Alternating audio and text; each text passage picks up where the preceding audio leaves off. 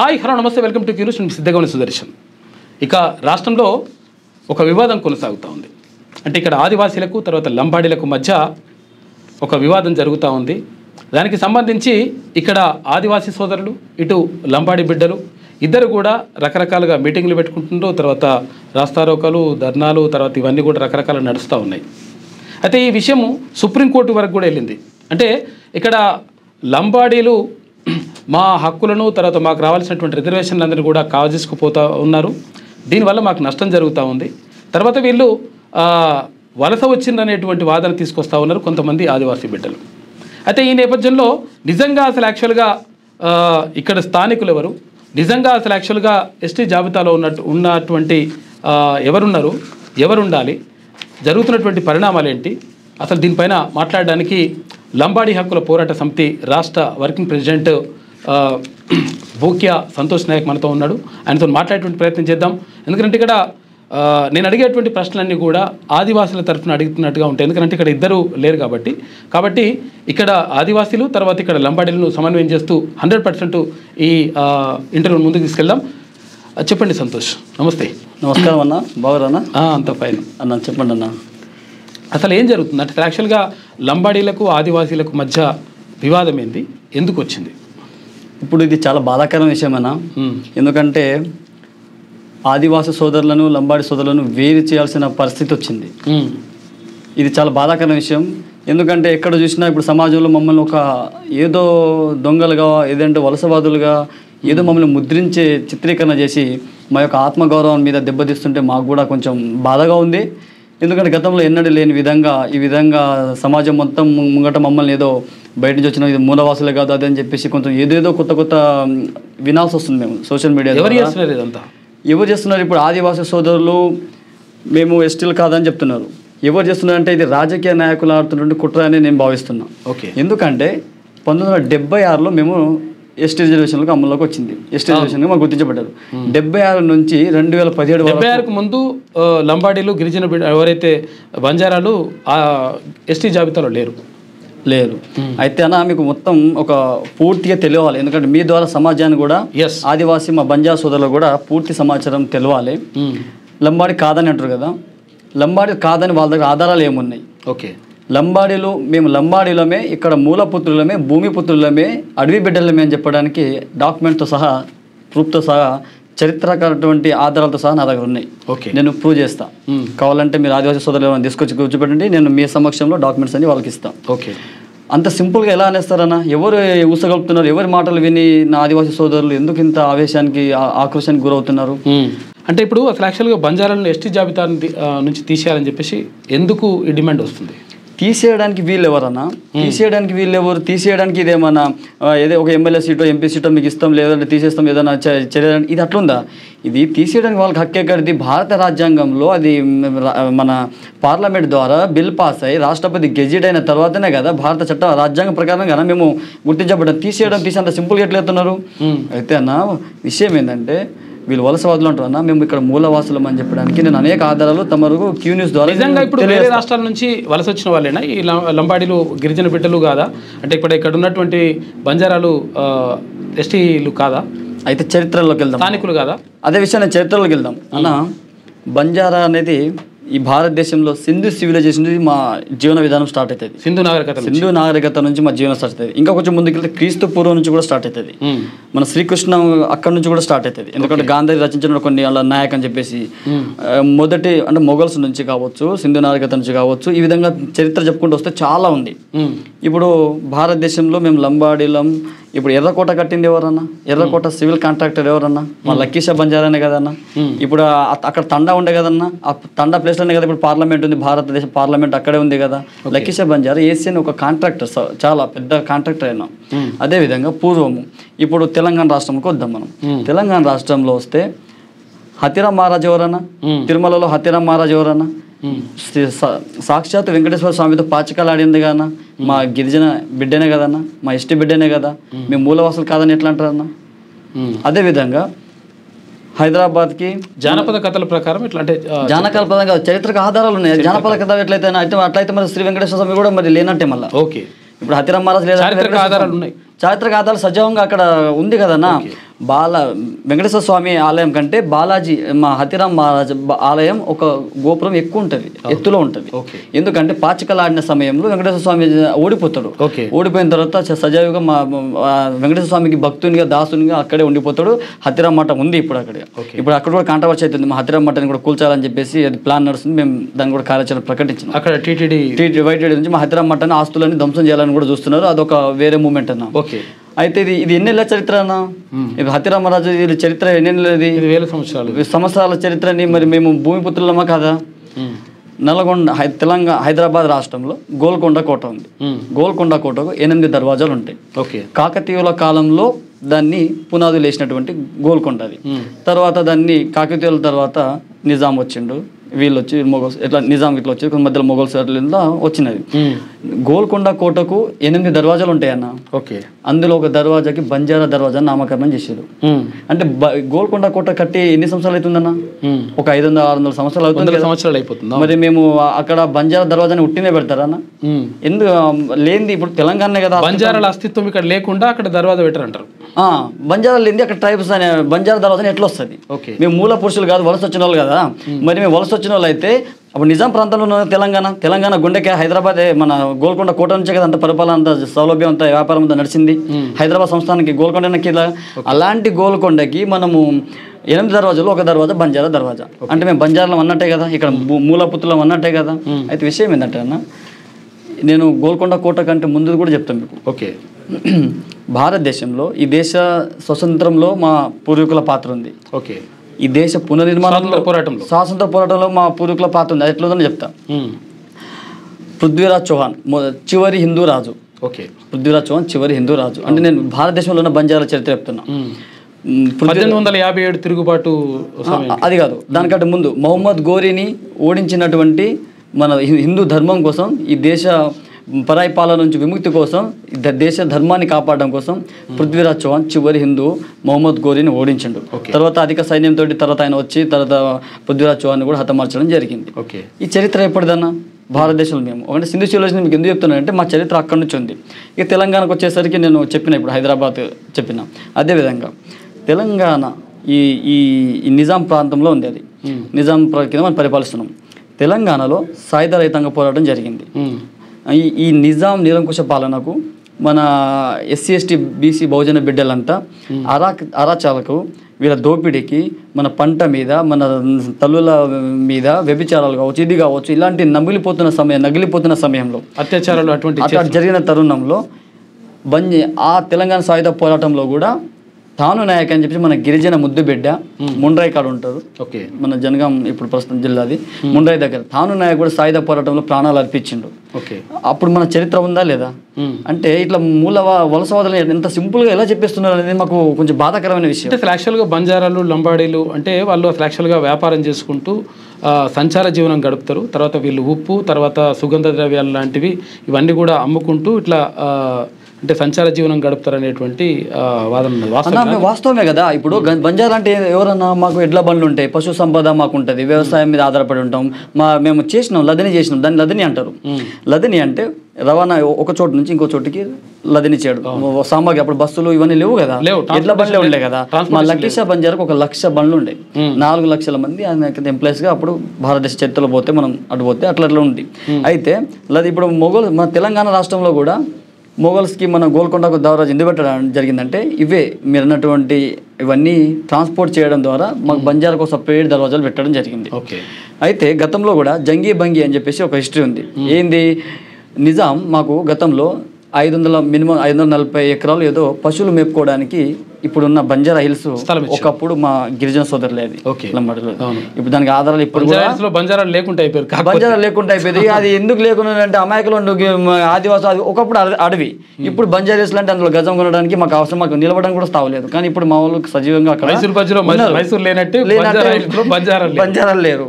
అయితే దీని వెనకాల ఏం జరిగింది అనేది మనం తర్వాత మాట్లాడతాం. ఎందుకంటే మేము బంజారా హిల్స్ ని అడవి ప్రాంతంగా ఉన్నటువంటి మాకు పశువులు మేపుకోవడానికి ఇచ్చినటువంటి ఆ భూమిని ఇలా ఎవరు దాన్ని ఆక్రమించుకున్నారు, అసలు మూలవాసులు ఎక్కడ పోయారు, బయటి వాళ్ళు వచ్చి దాన్ని ఎట్లా స్థిర నివాసం ఏర్పరచుకున్నారు అనేది చరిత్ర చాలా పెద్దది. అది మళ్ళీ రాజకీయ కాంట్రవర్సీ అవుతుంది. అయితే ఇక్కడ 1871 మా మీద క్రిమినల్ ట్రైబ్ వేసిరన్న. ఓకే. 1876 అంటే క్రిమినల్ అంటే మేము బ్రిటిష్ వాళ్ళ కాలంలో మా క్రిమినల్ ట్రైబ్ అని ఒక ముద్ర వేసారు. ఎందుకు వేసారు క్రిమినల్ ట్రైబ్? మేము ఏం చేసినామని వేసారు? 1857లో సిపాయిల తిరుగుబాటు జరిగింది. ఓకే. సిపాయిల తిరుగుబాటు జరుగుతున్నప్పుడు ఈ మన సైనికులకు, భారతదేశం మన సైనికులకు, స్వతంత్రం కోసం పోరాడుతున్నటువంటి మన సైనికులకు మనం ఏం చేసినాం? ఆయుధాలు సరఫరా చేసినాం. ఓకే. మన సైనికులు ఆయుధాలు సరఫరా చేసినాం. బ్రిటిష్ వాడు మనల్ని లొంగ తీసుకోవడం ప్రయత్నం చేసిండు. మేము చెప్పినట్టు వింటలేరు, మీరు మాకు సపోర్ట్ చేయాలి, మాకు ఆయుధాలు తీసుకురావాలి, మాకు ట్రాన్స్పోర్ట్ చేయాలి, బిజినెస్ చేయాలి. అప్పుడు ట్రైన్లు ఇవన్నీ లేవు కదా. మేమేం చేసినాం? బ్రిటిష్ వానికి మేము తల ఒగ్గలే. ఎందుకంటే ఈ దేశ మూలవాసులు, నా దేశ భారతదేశ స్వతంత్రం కోసం, ఈ బానిస సంఖ్యల విముక్తి కోసం మేము మన సైనికులకి చేదోడు వాదోడుగా ఉండి ట్రాన్స్పోర్ట్ చేస్తే వాడు వెంటనే ఏం చేసిండు? క్రిమినల్ ట్రైబ్ అనే యాక్ట్ మా మీద పెట్టేసిండు. అంటే వీళ్ళు దోపిడీదారులు, దొంగలు అని చెప్పి ముద్రించి క్రిమినల్స్ అని పెట్టేసి దేశం మొత్తంగా ఉన్న ట్రైబల్స్. అక్కడ ట్రైబల్ అని మెన్షన్ చేసిందా లేదన్నా? చేసిండు. అంటే మేము ట్రైబల్ అనే కదా అన్న. ఒక విషయం, ఇప్పుడు చాలా మంది మిత్రులు అంటున్నారు, నేనేమంటున్నా అంటే తెలంగాణ రాష్ట్రంకి వద్దాం. ఓకే. ఇదేందన్నా? Census of India 1931. ఇది చూడండి, ఇది ఏముందన్నా? నిజాం డొమినోస్ అంటే నిజాం కాలంలోనే 1931లోనే మేము ఒక లంబాడీలం అని చెప్పేసి నిజాం అప్పుడు జనాభా లెక్కల్లో నిజాం మమ్మల్ని గుర్తించిండు. దానికి ఆధారాలు మీకు చూపిస్తాను. ఇది నేను చేసినదే కాదు కదా, ఇప్పుడు ఎవరి దగ్గర వచ్చేస్తుంది కదా ఈ కాపీ. నిజాం ప్రభుత్వం 1931 గురించి నేను మాట్లాడుతున్నా. 1931లో నిజాం మా జనాభా ఎంత తెలుసా అన్న? అప్పుడు జనాభా లెక్క చేస్తే అప్పుడు 3,466,000 మంది అన్న మేము. ఓకే. ఇగో మీకు ఇది ఆధారాలతో సహా నేను చూపిస్తున్నా. కావాలంటే మీకు కాపీ ఇస్తా, మన వాళ్ళకి కూడా ఇవ్వండి, ఆదివాసీ సోదరులకు. అయితే ఇప్పుడు 3 లక్షల నిజాం కాలంలోనే మీరు 3 లక్షల మంది అని చెప్పి మీరు అంటున్నారు. కాకపోతే 1971లో తర్వాత ఇంకా మనం 31లోనే ఉన్నాం. 71 దాని గురించి తర్వాత సపరేట్ చేద్దాం. నిజాం కాలంలో 1931లో మేము ట్రైబ్స్ అని లంబాడి, ఇగో ఇక్కడ చదవాలి మళ్ళీ మీరు కూడా. ఇగో ఏముందన్నా? ఇగో లంబాడ, బంజారా. ఓకే. ఉందా? 1931లో నిజాం కాలంలో మేము లంబాడ, బంజారా అని కాలం నంబర్ 11. ఓకే. మేము గుర్తించబడ్డాం కదన్నా. మా పాపులేషన్ ఎంత అన్నప్పుడు? 3,04,66,000 మా జనాభా. అంటే నిజాం 1931లో. తర్వాత మళ్ళీ కులగణన ఎప్పుడైంది? 41లో అయింది. 41లో మా జనాభా ఎంత చూడన్నా? 41లో మా జనాభా ఎంత? 41లో.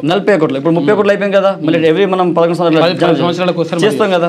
అయితే ఇగో 1941లో మా జనాభా ఎంత అంటే అన్న, మీరు ఒకసారి జూమ్ చేసి మన సోదరులకు చూపించాలి. ఇవి చూడండి, 1941 4,04,614 మా జనాభా. 1941 జనాభా ఇది. మరి మేము ట్రైబ్స్ కాదని, మేము ట్రైబ్స్ కాకుంటే నిజాం కాలంలో మమ్మల్ని ఎట్లా గుర్తించినట్టు అన్న? ట్రైబ్స్ అని పేర్కొనలేదు, బంజారా బంజారా కాదన్న, లంబాడా బంజారా అని పేర్కొన్నారు. Schedule tribe. ఇప్పుడు ఎస్టీ కదనా, షెడ్యూల్ ట్రైబ్ కదా మేము. ట్రైబ్ కదే కదా. ఇప్పుడు ఏమని ఇచ్చింది ఇక్కడ? షెడ్యూల్ ట్రైబ్ అనే కదనా. ఇప్పుడు మేము ఇక్కడ ఏమని ఉంది? షెడ్యూల్ ట్రైబ్ లో కొన్ని తెగలను గుర్తించారు. మమ్మల్ని అని అనట్లేదు నేను. నిజాం కాలంలో ఇగో 13 తెగల్లో బంజారా తర్వాత ఇక్కడ 13 తెగలను గుర్తించారన్న. 1931 నిజాం కాలంలో ఇగో ఆదా, బోలి, ఇగో కొండ హిల్స్, ఇగో చుంచు, ఇగో గోండు, మళ్ళీ ఇగో ఇట్లా కాలం, ఇగో హిల్స్ రెడ్డిస్ అంటే కొండరెడ్డి, ఇట్లా కోయ, కోలి, ఇట్లా 13 తెగలను గుర్తించారు. అందులో మేము కూడా ఉన్నామా లేదా చూడండి. 11 నంబర్ లంబాడ, బంజారా అంటే మేము ఉన్నామా? నిజాం కాలంలో 13 తెగలు ఉంటే అందులో 11 నంబర్ మాది. అందులో లంబాడ, బంజారా అని మేము గుర్తించినట్టే కదా. ఇది ఆధారాలు, చరిత్రక ఆధారాలు. ఏదో ఉట్టి నేను గాలి మాట చెప్పి, కథలు చెప్పి, నేను మా తాత ముత్తాత చరిత్రలు చెప్పట్లేదు. యాజ్ పర్ డాక్యుమెంట్ పరంగానే మీకు, ఎందుకంటే సమాజానికి తెలియాలన్న, చాలా కన్ఫ్యూజ్ లో ఉన్నారు. నా ఆదివాసీ సోదరులు కూడా తెలియాలి. ఈ డాక్యుమెంట్స్ నేను మీకు ఇస్తా, వాళ్ళు చూపియండి మీరు. అంటే ఇప్పుడు 1941 అయిపోయింది. 31లో మా జనాభా 3 లక్షల చిల్లర, 41లో మా జనాభా 4 లక్షల చిల్లర, 31, 41 అయిపోయింది కదా. ఓకే. ఇప్పుడు ఏంటంటే అన్న, ఇక్కడ ఏం జరిగిందంటే 41 అయిపోయింది. తర్వాత మేము జనాభా ఏం జరుగుతుంది? జనాభాలకి మేము రాలేదు. అంటే తర్వాత మమ్మల్ని ఎస్టీగా గుర్తించలేదు. ఎందుకు గుర్తించలేదని చరిత్రక మనం చూస్తే 1976 వరకు కూడా ఎస్టీ జాబితాలో చేర్చలేదు. 76 లేదు. ఇప్పుడు మీరు అదే అంటున్నారు కదా, మమ్మల్ని మీరు ఎస్టీలుగా ఎక్కడ వచ్చారని అడుగుతున్నారు కదా. నేనేమంటా 1941 వరకు అయితే మేము యాజ్ పర్ డాక్యుమెంట్ నిజాం కాలం నుంచి అయితే ఉన్నాం కదా. తర్వాత ఏమైందంటే అన్న, 1940 సంవత్సరంలో కొమరం భీం చనిపోతాడన్న. జోడేగఢ్ వద్ద కొమరం భీజు మన నిజాం నిరంకుశ పాలనకు, మన జంగిల్ జమీను, మన అప్పుడు థాను నాయకు కొమరం భీం, వీళ్ళంతా మనం కొట్లాడినాం. జోడేగఢ్ వద్ద చనిపోతాడు. చనిపోయినప్పుడు ఇది కొద్ది పెద్ద మన ఆదివాసి తెగలు మన గిరిజన బిడ్డలు అందరూ ఒక ఉద్యమం నడుస్తున్న టైంలో ఒక ఉద్రిక్తానికి ఆవేశం గురైనప్పుడు నిజాం ఏం చేస్తాడంటే అసలు ఏం జరిగింది, ఎట్లా జరిగిందని చెప్పేసి హైమన్ డార్ఫ్ అనే ఆంథ్రోపాలజిస్ట్, ఆంథ్రోపాలజిస్ట్ని లండన్ నుంచి తీసుకొస్తాడు. ఈయన ఎవరు? బ్రిటిషర్. ఓకే. ఈ హైమన్ డార్ఫ్ అనే క్యాండిడేట్ ఆంథ్రోపాలజిస్టు లండన్ నుంచి, అంటే బ్రిటిషరే కదా, బ్రిటిషర్ని పిలుస్తాడు. అసలు ఏం జరిగింది నాకు సమాచారం మొత్తం ఇవ్వమని చెప్పేసి అంటాడు. ఈయన అతనికి అక్కడికి వెళ్తాడు.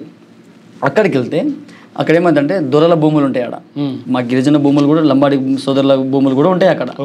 మనం అక్కడ మన భూములను కొట్టేయడానికి మనం వాళ్ళని తిరుగుబాటు చేస్తున్నాం కదా, తెలంగాణ సాయుధ పోరాటంలో మనం అంతా తిరుగుబాటు చేస్తున్నాం కదా, వీళ్ళు లంబాడులు మన స్వరాష్ట్రం కోసం, మన వెట్టి చాకిరి విముక్తి కోసం మనం కొట్లాడుతున్నాం కదా, ప్రజల జరుగుతున్న ఉద్యమంలో ఇలా ఎలా అణచివేయాలని చెప్పేసి అప్పుడు నిజాం కింద ఉన్నటువంటి ఈ నిరంకుశ రెడ్లు, భూస్వాములు వీళ్ళంతా ఎవరైతే ఉన్నారో వీళ్ళంతా మా మీద కొంచెం మా మీద అంటే అక్కడ భూములు ఉన్నాయి. అయితే ఈ ఆంథ్రోపాలజిస్ట్ హైమన్ డార్ఫ్ ఏం చేసిండు, 1871లో మేము క్రిమినల్ ట్రైబ్ అని గుర్తించారు. ఓకే. అది మనసులో పెట్టుకొని నేరస్తులైనటువంటి గిరిజనులు మేము అప్పుడు బ్రిటిష్ సహకరించలేదు కదా, ఇప్పుడు మాకెందుకు సహకరిస్తాడు, ఇప్పుడు బ్రిటిష్ అధికారే కదా, వ్యతిరేకంగా ఫైట్ చేశారు కాబట్టి మేము అప్పుడు 1871లో మమ్మల్ని క్రిమినల్ ట్రైబ్గా గుర్తించారు. 1857 సిపాయి తిరుగుబాటులో మన సైనికులకు మేము సహకరించడం అనే ఉద్దేశంతో ఈ బ్రిటిషర్కి మనం లొంగలేదు కాబట్టి మనం క్రిమినల్ ట్రైబ్ కింద చేసిన క్రిమినల్ ట్రైబ్ కింద గుర్తించినా కూడా ఈ దేశం కోసమే, ఈ స్వరాష్ట్రం కోసమే మనం కొట్లాడినాం. మా పాత్ర చాలా ఉంది అందులో. అలాంటి తరుణం ఇప్పుడు ఇక్కడ మనం ఎక్కడున్నాం, 1940లో ఉన్నాం. 1971లో మేము క్రిమినల్ ట్రైబ్ గుర్తించారు. మళ్ళీ ఎవరు బ్రిటిష్ అధికారిని నిజాం పిలిపించి హైమన్ డార్ఫ్ కమిషన్లో నుంచి ఏం జరిగింది, అసలు ఏందనే విషయం తెలుసుకున్న క్రమంలో ఆయన అన్ని తెగలను గుర్తిస్తాడు. అందులో లంబాడి తెగ ఉంది కదా, మనం 31, 41 వరకు వచ్చినాం కదా. ఈ 40లో ఏం చేస్తారంటే ఈయన నివేదికలో లంబాడీలను తీసేస్తాడు. ఈయన చేసిన తప్పిదం అది. అక్కడ మమ్మల్ని తొలగి హైమన్ డార్ఫ్ అని ఆంథ్రోపాలజిస్టు అతను ఇచ్చిన రిపోర్ట్లో మా యొక్క 13 తెగలు ఉన్నాయి, గిరిజనులు కాదని చెప్తారు, మమ్మల్ని తీసేస్తాడు అందులో. ఎందుకంటే మేము బ్రిటిష్కి వ్యతిరేకంగా ఉన్నాం కదా, అప్పుడు క్రిమినల్ టైప్ కేసు ఉంది మా మీద, అది దృష్టిలో పెట్టుకొని మమ్మల్ని తొలగించేస్తారు. అందులో తొలగించిన తర్వాత ఆ రిపోర్ట్ ఏం చేస్తాడు, 13 తెగలు ఉన్నాయి కదా, అందులో మా తెగను తీసేస్తాడు. అది రిపోర్ట్ ఇచ్చేసి వెళ్ళిపోతాడు ఆయన. 1941 తర్వాత మళ్ళీ తర్వాత ఏమైంది, ఇట్లా ఈ విధంగా మేము అందులో గుర్తించలేదు. 76 వరకు ఎందుకు ఎస్టీ జాబితాలో చేర్చబడలేదు? నేను అదే చెప్తున్నా. అయితే ఇక్కడ ఇదే తప్పు ఇక్కడ జరిగింది. మమ్మల్ని 76 దాకా మేము ఎందుకు చేర్చలేదు అంటే అంతా ఈ హైమన్ డార్ఫ్ ఇచ్చిన నివేదిక రిపోర్ట్ ఏదైతే ఉందో అక్కడ అందులో మమ్మల్ని మనసులో గతంలో మేము వాళ్ళకి సహకరించిన మనసులో పెట్టుకొని రిపోర్ట్ ఇవ్వలేదు. ఆ రిపోర్ట్ తయారు చేసి నిజాంకి ఇచ్చిపోయిండు. తర్వాత ఏమైంది, మళ్ళీ జనాభా లెక్కలైంది. జనాభా లెక్కలైనప్పుడు మేము అందులో గుర్తించబడలేదు. అక్కడ జరిగిన పొరపాటు. కానీ మేము ఆంధ్ర రాష్ట్రంలో గుర్తించబడ్డాం. భారతదేశానికి స్వతంత్రం ఎప్పుడు వచ్చిందన్న? 1947 ఆగస్టు 15 వచ్చింది. మన హైదరాబాద్ సంస్థానానికి స్వతంత్రం ఎప్పుడు వచ్చింది? 1948 సెప్టెంబర్ 17. మనం దాన్ని వివేచన దినంగా జరుపుకుంటూ సైనిక చర్యల ద్వారా మనం దాన్ని చేసుకొని నిజాం మనకు లొంగిపోతాడు. అయితే విషయం ఏంటంటే మనకు ఈ దేశంలో కులాలకు రిజర్వేషన్ ఎప్పుడు ఇచ్చారన్నా? 1950 జనవరి 26. అదే రోజు రాజ్యాంగం కూడా అదే అమలు అయింది. రాజ్యాంగం అమలు అయిన రోజు అప్పటి నుంచే కదా. అయితే విషయం ఏంటంటే 1947లో స్వాతంత్రం వచ్చినప్పుడు వివిధ రాష్ట్రాలకు రిపోర్ట్ పంపిస్తారు. అక్కడ చీఫ్ సెక్రటరీ ఏం చేస్తారంటే ఎక్కడెక్కడ షెడ్యూల్ ట్రైబ్స్ ఉన్నారు, ఎక్కడెక్కడ షెడ్యూల్ క్యాస్ట్ వాళ్ళు ఉన్నారు, ఆ నివేదికని ఇవ్వండి అని చెప్పేసి గవర్నమెంట్ పంపించాలి కదా. రిజర్వేషన్ ఎంత రాజ్యాంగం అమలు డ్రాఫ్టింగ్ కమిటీ అయింది, బాబాసాహెబ్ చైర్మన్ ఉన్నాడు. ఇప్పుడు స్వతంత్రం వచ్చిన తర్వాత మనకు రాజ్యాంగం కావాలి కదా, పరిపాలన విధానం ఎట్లా ఉండాలి ఏందని మనకు ఒక రాజ్యాంగం ఉండాలి కదా. స్వతంత్రం వచ్చిన తర్వాత అంబేద్కర్ డ్రాఫ్టింగ్ కమిటీ ఏర్పడుతుంది. అంబేద్కర్ దాని చైర్మన్ ఉంటాడు. 2 సంవత్సరాలు 11 నెలలు 18 రోజులు కమిటీ అంతా డ్రాఫ్టింగ్ కమిటీ అంతా కష్టపడి బాబాసాహెబ్ ఒక రాజ్యాంగం తయారిస్తాడు. అయితే ఇక్కడ కేంద్రం నుంచి ఏంటంటే స్వతంత్రం తర్వాత వివిధ రాష్ట్రాల చీఫ్ సెక్రటరీలకి ఎక్కడెక్కడ ట్రైబ్స్ ఉన్నారో మాకు లిస్ట్ ఇవ్వండి, వాళ్ళని రాజ్యాంగంగా మేము గుర్తిస్తామని చెప్పేసి వీళ్ళు కోరడం జరుగుతుంది. ఈ నిజాం ఏం చేసిందంటే అక్కడ రిపోర్ట్ పంపించలేదు. వాస్తవానికి నిజాం అక్కడ రిపోర్ట్ పంపించలేదు. ఎందుకంటే మనము 48 వరకు మనకు స్వతంత్రం లేదు. హైదరాబాద్కి స్వతంత్రం నిజాం పాలనలో ఉన్నాం. అక్కడ ఆయన చేసిన తప్పిదం ఇది. రిపోర్ట్ పంపించడం లేదు అక్కడ మాకు. తర్వాత ఏమైంది, 1950 జనవరి 26 రాజ్యాంగం ఏర్పడింది. అప్పటి నుంచి షెడ్యూల్ క్యాస్ట్ షెడ్యూల్ ట్రైబ్లకు రిజర్వేషన్ ఆ రోజు నుంచి ఇవ్వడం జరిగింది. 1956 నుంచి. కానీ అప్పుడు ఆంధ్ర రాష్ట్రం మద్రాస్ ప్రెసిడెన్సీ కింద ఉంది కదా, అప్పుడు మనం మద్రాస్ ప్రెసిడెన్సీ కిందనే కదా మన ఆంధ్ర రాష్ట్రం ఉన్నది. ఆంధ్ర రాష్ట్రం ఏం చేసింది, మద్రాస్ ప్రెసిడెన్సీలో మళ్ళీ మేము ఎస్టీలో 1950 మద్రాస్ ప్రెసిడెన్సీలో మేము ఎస్టీలో సుగాలి లంబాడీలో. మద్రాస్ తర్వాత ఇక్కడ ఏపీలో ఎస్టీలే. 1950 ముచ్చట చెప్తున్నా. 1950 మద్రాస్ ప్రెసిడెన్సీలో ఉంది కదా మన ఆంధ్రప్రదేశ్. అవును, అప్పుడు మద్రాస్ కిందనే ఉన్నాం కదా. అయితే అక్కడ మేము ఎస్టీలుగా గుర్తించాం. ఆంధ్ర రాష్ట్రం ఉంది, ఆంధ్ర రాష్ట్రం మద్రాస్ ప్రెసిడెన్సీలో ఉన్న మద్రాస్ ప్రెసిడెన్సీలో ఉన్నప్పుడు కూడా మేము రిజర్వేషన్ ఎస్టీలు సుగాలీలు ఉన్నారు. ఓకే. తర్వాత ఏమైంది, ఆంధ్ర రాష్ట్రం 1953 అక్టోబర్ 1న సపరేట్ అయింది. ఆంధ్ర రాష్ట్రం ఏర్పడింది. ఆంధ్ర రాష్ట్రం సపరేట్ అయింది. ఓకే. ఆంధ్రప్రదేశ్ రాలేదు, మద్రాసు నుంచి ఆంధ్ర కేవలం ఆంధ్ర మాత్రమే, ఆంధ్ర రాష్ట్రం మాత్రమే, తెలంగాణ ఇంకా గెలవలేదు. అవును, టంగుటూరి ప్రకాశం దానికి ప్రకాశం. అయితే 1953 అక్టోబర్ 1 నాడు ఆంధ్ర రాష్ట్రం మద్రాస్ ప్రెసిడెన్సీ వేరైంది. వేరైనప్పుడు అందులో మేము ఎస్టీలమే. ఓకే. తర్వాత ఏం చేసారు, 1956 నవంబర్ 1 నాడు ఏమైంది, తెలంగాణ ఆంధ్ర విలీనమైంది. ఇక్కడ హైదరాబాద్ సంస్థ, హైదరాబాద్ తర్వాత అటు తెలంగాణ ఆంధ్ర. ఇప్పుడు హైదరాబాద్ తెలంగాణ ఎప్పుడు కలిసింది, 1956 నవంబర్ 1 అమర్జ పొట్టి శ్రీరామ్ దీక్ష చేసిండు, చాలా జరిగింది. మనము చేసిన తర్వాత మన నవంబర్ 1 నాడు మనం ఆంధ్ర తెలంగాణ కలపబడ్డాం. ఆ తర్వాత అప్పుడు నీలం సంజయ్ రెడ్డి ముఖ్యమంత్రి. 1956లో మీకు అది చూపించాలి నేను, ఎందుకంటే మళ్ళీ జనాలకు కూడా అర్థం కావాలి. ఇక చూడన్న 1956 నేను ఇచ్చింది అయితే కాదు కదన్నా. చూడు, ఇది భారత రాజ్యాంగం గెజెటే కదన్నా. ఓకే. మినిస్ట్రీ ఆఫ్ హోమ్ కదన్నా. అయితే ఇక్కడ చూడన్న 1956 తెలంగాణ ఆంధ్ర ఒకటైంది కదా, కలిసినాం కదా మనం. కలిసిన తర్వాత ఏమైందంటే అన్న, ఇక్కడ ఏంది ఇది gazette, scheduled caste and scheduled tribes ఈ లిస్టు 1956. అయితే 1956లో ఆంధ్రప్రదేశ్లో మేము ఎస్టీలం. ఓకే. మొత్తం ఎన్ని తెగలు ఉన్నాయన్న, ఈ తెగలు ఉన్నాయి. మాది 29 ఇగో సుగాలి లంబాడీస్. ఓకే. బంజారా ఉన్నామా లేమా, సుగాలి అన్న లంబాడి అన్న బంజారా అన్న ఒకటే. మేము అందులో గుర్తించబడ్డాము ఆంధ్రలో. ఎప్పుడు ఇది 1956 ఆంధ్ర రాష్ట్రం తెలంగాణ రాష్ట్రం ఏర్పడ్డప్పుడు. ఇక్కడ మేము తెలంగాణలో కానీ గుర్తించబడలేదు. ఎందుకు గుర్తించబడలేదు అక్కడ చెప్పిన కదా స్టోరీ అంతా. మాకు అన్న రిపోర్ట్ ఇవ్వలేదు, మేము అక్కడ నష్టపోయినాం. తెలంగాణలో ఉన్న లంబాడీలు ఏమో చేర్చబడలేదు, కానీ ఆంధ్ర రాష్ట్రంలో ఉన్న సుగాలీలు చేర్చబడ్డారు. కానీ తర్వాత మన 56 తెలంగాణ ఆంధ్ర కలిసింది కదా. కానీ ఇక్కడ మన అప్పుడు ఇక్కడ డిఎన్టీలో ఉన్నాం, డీనోటిఫైడ్ ట్రైబ్ కింద ఉన్నాం మనం. ఎందుకు ఇట్లా ఉన్నామని అంటే, డీనోటిఫైడ్ ట్రైబ్ కింద ఉండి బీసీఏలో ఉన్నారు. బీసీఏలో ఉన్నాం. అయితే విషయం ఏందన్న, 1900 మా మీద క్రిమినల్ ట్రైబ్ ఉంది కదా. ఎంత 1871లో క్రిమినల్ ట్రైబ్ ఉంది. ఎప్పటి వరకు ఉంది, ఈ దేశానికి స్వతంత్రం వచ్చిన తర్వాత. రాజ్యాంగం ఎప్పుడైంది, 1950 జనవరి 20 రాజ్యాంగం అయింది. 1952లో ఆ క్రిమినల్ ట్రైబ్ని ఎత్తివేయడం జరిగింది. మా మీద ఎత్తివేయడం జరిగింది, తీసేసేది. ఈ జనరల్ వచ్చేసింది. తర్వాత మమ్మల్ని ఏం చేసింది, 1952 క్రిమినల్ ట్రైబ్ని తీసేసిన తర్వాత మేము డిఎన్టీ కిందకి వచ్చేసినాం. ఓకే. తెలంగాణలో ఉన్న లంబాడీ సోదరులు మేము డిఎన్టీ కిందలోకి వచ్చేసినాం. డిఎన్టీ కిందకి వచ్చేసి మేము లంబాడీ సోదరులు డిఎన్టీకి ఉన్నాం. కానీ 1956లో ఆంధ్రప్రదేశ్లో లంబాడీస్ ఉన్నారు, కానీ తెలంగాణలో లేరు. అదేంటిది, ఒకే ప్రాంతం. అక్కడ అన్ననేమో ఎస్టీ రిజర్వేషన్ లంబాడీ, ఇక్కడేమో డిఎన్టీ బీసీఏ కింద వస్తున్నాయి. ఇది ఎట్లా విషయం అని చెప్పేసి అప్పుడు మా ఊళ్ళో అంటే మన వాగ్యనాయక్ అని ఉండే, వాగ్యనాయక్, రమణీబాయి, మా విద్యార్థి నాయకు అప్పుడు ఆయన ఇది ఉండే. అప్పుడు మన పివి నరసింహారావు వాళ్ళ వీళ్ళ విద్యార్థి నాయకులు రవీంద్ర నాయక్, ఇప్పుడు మాజీ మంత్రి అమర్ సింగ్ తిలాగవత్, వీళ్ళందరూ ఉండే. అయితే వాస్తవానికి దీనికి బీజం పోసి కొట్లాడింది వాగ్యనాయక్. ఓకే. చరిత్ర మర్చిపోవద్దు. వాగ్యనాయక్, రమణీబాయి వాళ్ళ సోదరి, ఇక కొంతమంది సోదరులు ఉన్నారు, వాళ్ళ పేర్లు ఇక గౌరవ పెద్దల పేర్లు కూడా నేను అని రాసి పెట్టుకున్నా. సరే, ఇప్పుడు సబ్జెక్ట్కి వద్దాం. ఓకే.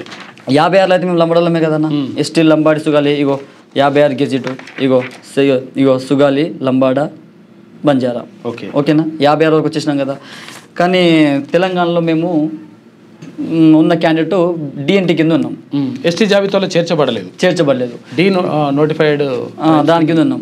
తర్వాత ఏం చేసారు, మా పెద్దలు దీన్ని గ్రహించి అనేక పోరాటాలు ఉద్యమాలు చేసి గవర్నమెంట్ మీద, ఇప్పుడు గతంలో కేంద్రం గెలవడం జరిగింది. మా వాళ్ళు చాలా అనేక ఉద్యమం తీవ్రత పెరిగింది. ఆ టైంలోనే ఢిల్లీకి రావాల్సిన పోవడం, ఇది చేయడం జరిగింది. తర్వాత ఏమైంది, 1975లో ఎమర్జెన్సీ పీరియడ్, అది ఎమర్జెన్సీ విధించింది. 1975లో ఎమర్జెన్సీ నడుస్తుంది, ఇందిరాగాంధీ గవర్నమెంట్ నడుస్తుంది. తర్వాత మేము ఏం చేసినాం, మా అప్పుడు కాసు బ్రహ్మానందరెడ్డి, జయపాల్ రెడ్డి, కొంతమంది మనకు తెలుగు రాష్ట్రాల వాళ్ళే కదా, వీళ్ళు మనకు సపోర్ట్ చేసారు. ఇట్లా విషయం మన పెద్దలు గోడు వినిపించుకుని ఇందిరాగాంధీ మన వాగ్యన వీళ్ళంతా పోయి చెప్తే అప్పుడు మీ వాళ్ళే ఉన్నారు, వాళ్ళతో మాట్లాడి ఒక కమిటీ చేసారు. అది ఏం చేశారంటే 1969లో మేము ఇప్పుడు మా వాళ్ళు కొట్లాడుతున్న తర్వాత 1956 నుంచి మా వాళ్ళకి పోరాటం స్టార్ట్ చేసారు. సరే, ఎందుకు ఇట్లా అని చెప్పేసి తర్వాత ఏం చేశారన్న, దీని మీద ఏం చేసిందంటే ఒక కమిటీ ఏర్పాటు చేశారు. ఏమని, వాస్తవమే కదా అక్కడనేమో ఒకటే రాష్ట్రం, ఆంధ్ర రాష్ట్రం కదా మనమంతా, ఒకటే రాష్ట్రంలో 2 రిజర్వేషన్లు ఏంది అనే క్వశ్చన్లు మన వాళ్ళకు వేసింది. అయితే ఏం చేసింది, 1969లో అనిల్ కే చందా కమిటీ 33 మంది సభ్యులతోటి నియమించారన్న. ఓకే, ఇది 1969 అనిల్ కే చందా కమిటీ 33 గౌరవ సభ్యులతోటి కమిటీ ఏర్పాటు చేసింది. కమిటీ అది చేస్తే ఏంది, ఏ నివేదిక ఇచ్చింది, joint parliamentary committee, joint parliamentary committee చేసింది. ఈ కమిటీ ఏం చేసిందంటే 22 సార్లు సమీక్ష చేసింది. 22 సార్లు అంటే ఒక గిరిజనులను గుర్తించడానికి కావాల్సిన మౌలిక లక్షణాలు ఏంటిది, మరి సంస్కృతి సాంప్రదాయాలు, అసలు పరిస్థితులు ఏంది, వాళ్ళకు ఉన్నటువంటి నిజంగా జీవన విధానం ఏంది, వాళ్ళ అడవులలోనే ఉంటున్నారా, బంజారాలో ఉంటున్నారా అంటే బంజారాలు అక్కడనే ఉంటున్నారా లేదా, అడవుల బిడ్డలైనా కాదా అని. ఇప్పుడు షెడ్యూల్ ట్రైబ్ గుర్తించాలంటే దానికి కొన్ని ప్రిన్సిపల్స్ ఉంటాయి. అవును, కొన్ని లక్షణాలు ఉంటాయి. ఇప్పుడు మా భాష వేరు, మా సంస్కృతి వేరు, మా కట్టుబొట్టు వేరు, మా వేషాధరణ వేరు, మాకు తండాలు ఉన్నాయి, మేము అడవిల్లోనే ఉంటాము, మాకు పెళ్ళిని డిఫరెంట్గా ఉంటాం, సమాజానికి మేము కూడా దూరంగా బతికినాం. ఈ 5 లక్షణాలను గుర్తించి అనిల్ కే చందా కమిటీ గుర్తించి 33 మంది సభ్యులతో గుర్తించి 22 సార్లు సమీక్ష నిర్వహించి ఒకే రాష్ట్రంలో వేరు ఉండకూడదు కదా అని చెప్పేసి, ఇది వాస్తవమే కదా, అన్యాయం జరుగుతుంది కదా, అక్కడనేమో అన్ననేమో ఎస్టీ రిజర్వేషన్ అనుభవిస్తుండు, ఇక్కడేమో డిఎన్టీ కింద ఉన్నాడు కదా, తప్పు కదా అని చెప్పేసి తర్వాత ఏం చేశారంటే ఇది ఏరియా రిమూవల్ రిస్ట్రిక్షన్ యాక్ట్, అంటే ఇది ప్రాంత వ్యత్యాసం ఉండదు. ఏరియా రిస్ట్రిక్షన్ అంటే 1976లో దాన్ని గుర్తించిన తర్వాత నివేదిక ఇచ్చిన తర్వాత 1976లో ఏం చేశారు, area restriction act, removal act అనేది తీసుకొచ్చి యాక్ట్ నంబర్ 108 ఆఫ్ 1976 తీసుకొచ్చి సెప్టెంబర్, నేను తేదీతో సహా చెప్తున్నాను, 18 సెప్టెంబర్ 1976లో ఏరియా రిస్ట్రిక్షన్ బిల్ పాస్ చేసి రాష్ట్ర పార్లమెంట్లో చట్టం చేసి రాష్ట్రపతి గెజిట్ అయి మమ్మల్ని ఎస్టీ జాబితా కింద గుర్తించడం జరిగింది. అప్పటి నుంచి 1976 మేము 56 నుంచి కొట్లాడితే 76లో మేము గుర్తించబడ్డామన్నా. 25 సంవత్సరాల తర్వాత మేము గుర్తించబడ్డామన్నా. అయినా కూడా మమ్మల్ని కాదు కూడదు అని అంటే ఎంత బాధేస్తుంది అన్న. ఇది సమాజంలో అట్లా ఇప్పుడు మిగతా వాళ్ళు ఇప్పుడు చూడన్న విషయం ఇప్పుడు లేదు మీకు చెప్పిస్తున్నా. ఇదేందన్నా 1976 కదన్నా, schedule caste and schedule tribe, ego act number 108 and 108 of 1976 September 18 నాడు భారత రాజ్యాంగం ద్వారానే కదన్నా మేము గుర్తించబడ్డాము. 1976 కదన్నా, 76లో చూడు, మళ్ళీ మీకు తెలియాలి ఇదంతా. ఇగో చూడన్నా, మా నంబర్ ఎంత ఉందన్న, ఏముందన్నా, సుగాలి లంబాడీస్ 29 సుగాలి లంబాడీస్ ఎప్పుడు గుర్తించారన్నా, 1976. మరి ఇదేమన్నా మా తాత రాసిందా? అయితే ఒక విషయం అది కదన్నా, ఇది మీరు చెప్పండి, ఇది ఎవరు రాశారు? భారత ప్రభుత్వం గుర్తించింది, గెజిట్ అయింది, ఉట్టి పాస్ అయితే మన ఎంఆర్ ఆఫీస్లో ఏమన్నా ఇదా రాయడానికి తప్పు చేసుకోవడానికి. ఇప్పుడు బంజారాలు, తర్వాత లంబాడీలు, తర్వాత లేదంటే సుగాలీలు అన్ని రాష్ట్రాల్లో కూడా, దేశంలో అన్ని రాష్ట్రాల్లో కూడా ఎస్టీ జాబితాలోనే ఉన్నారా, లేకపోతే ఇంకా వేరే రిజర్వేషన్ అనుభవిస్తారు? లేదన్నా, ఎస్టీ జాబితా లేదు. ఇప్పుడు ఇక్కడ ఏ రాష్ట్రాల్లో ఏముంది? ఇప్పుడు ఇక్కడ తెలంగాణలో మేము లంబాడీస్, ఆంధ్రాలో సుగాలీస్, కర్ణాటకలో మా తెగలు ఎస్సీలు, మళ్ళీ మహారాష్ట్రలో వేరు బీసీ కింద వస్తుంది, మళ్ళీ ఢిల్లీలో వేరు బీసీలు, మళ్ళీ ఢిల్లీలో వేరు, ఇట్లా డిఫరెంట్ కేటగిరీస్లో ఉన్నాం. అందుకే ఇప్పుడు మేమేమంటాం అంటే, ఇప్పుడు 1 నేషన్ 1 ఎలక్షన్ అని ఎట్లా అయితే ఇప్పుడు కేంద్ర ప్రభుత్వం తీసుకొచ్చిందో, ఈ దేశంలో ఒకటే భాష మాట్లాడేది, మేము ఎక్కడ పోయినా, అమెరికా పోయినా, ప్రపంచంలో ఏ మూలకు పోయినా మా సంస్కృతి మారదు. సేమ్ లాంగ్వేజ్ ఉంటుందా? సేమ్ లాంగ్వేజ్ అన్న, గోర్బోలి, మా సంస్కృతి మారదు, మా కట్టుబొట్టు వేషాధరణ మాది ఏం మారదు, ఒకటే భాష మాది.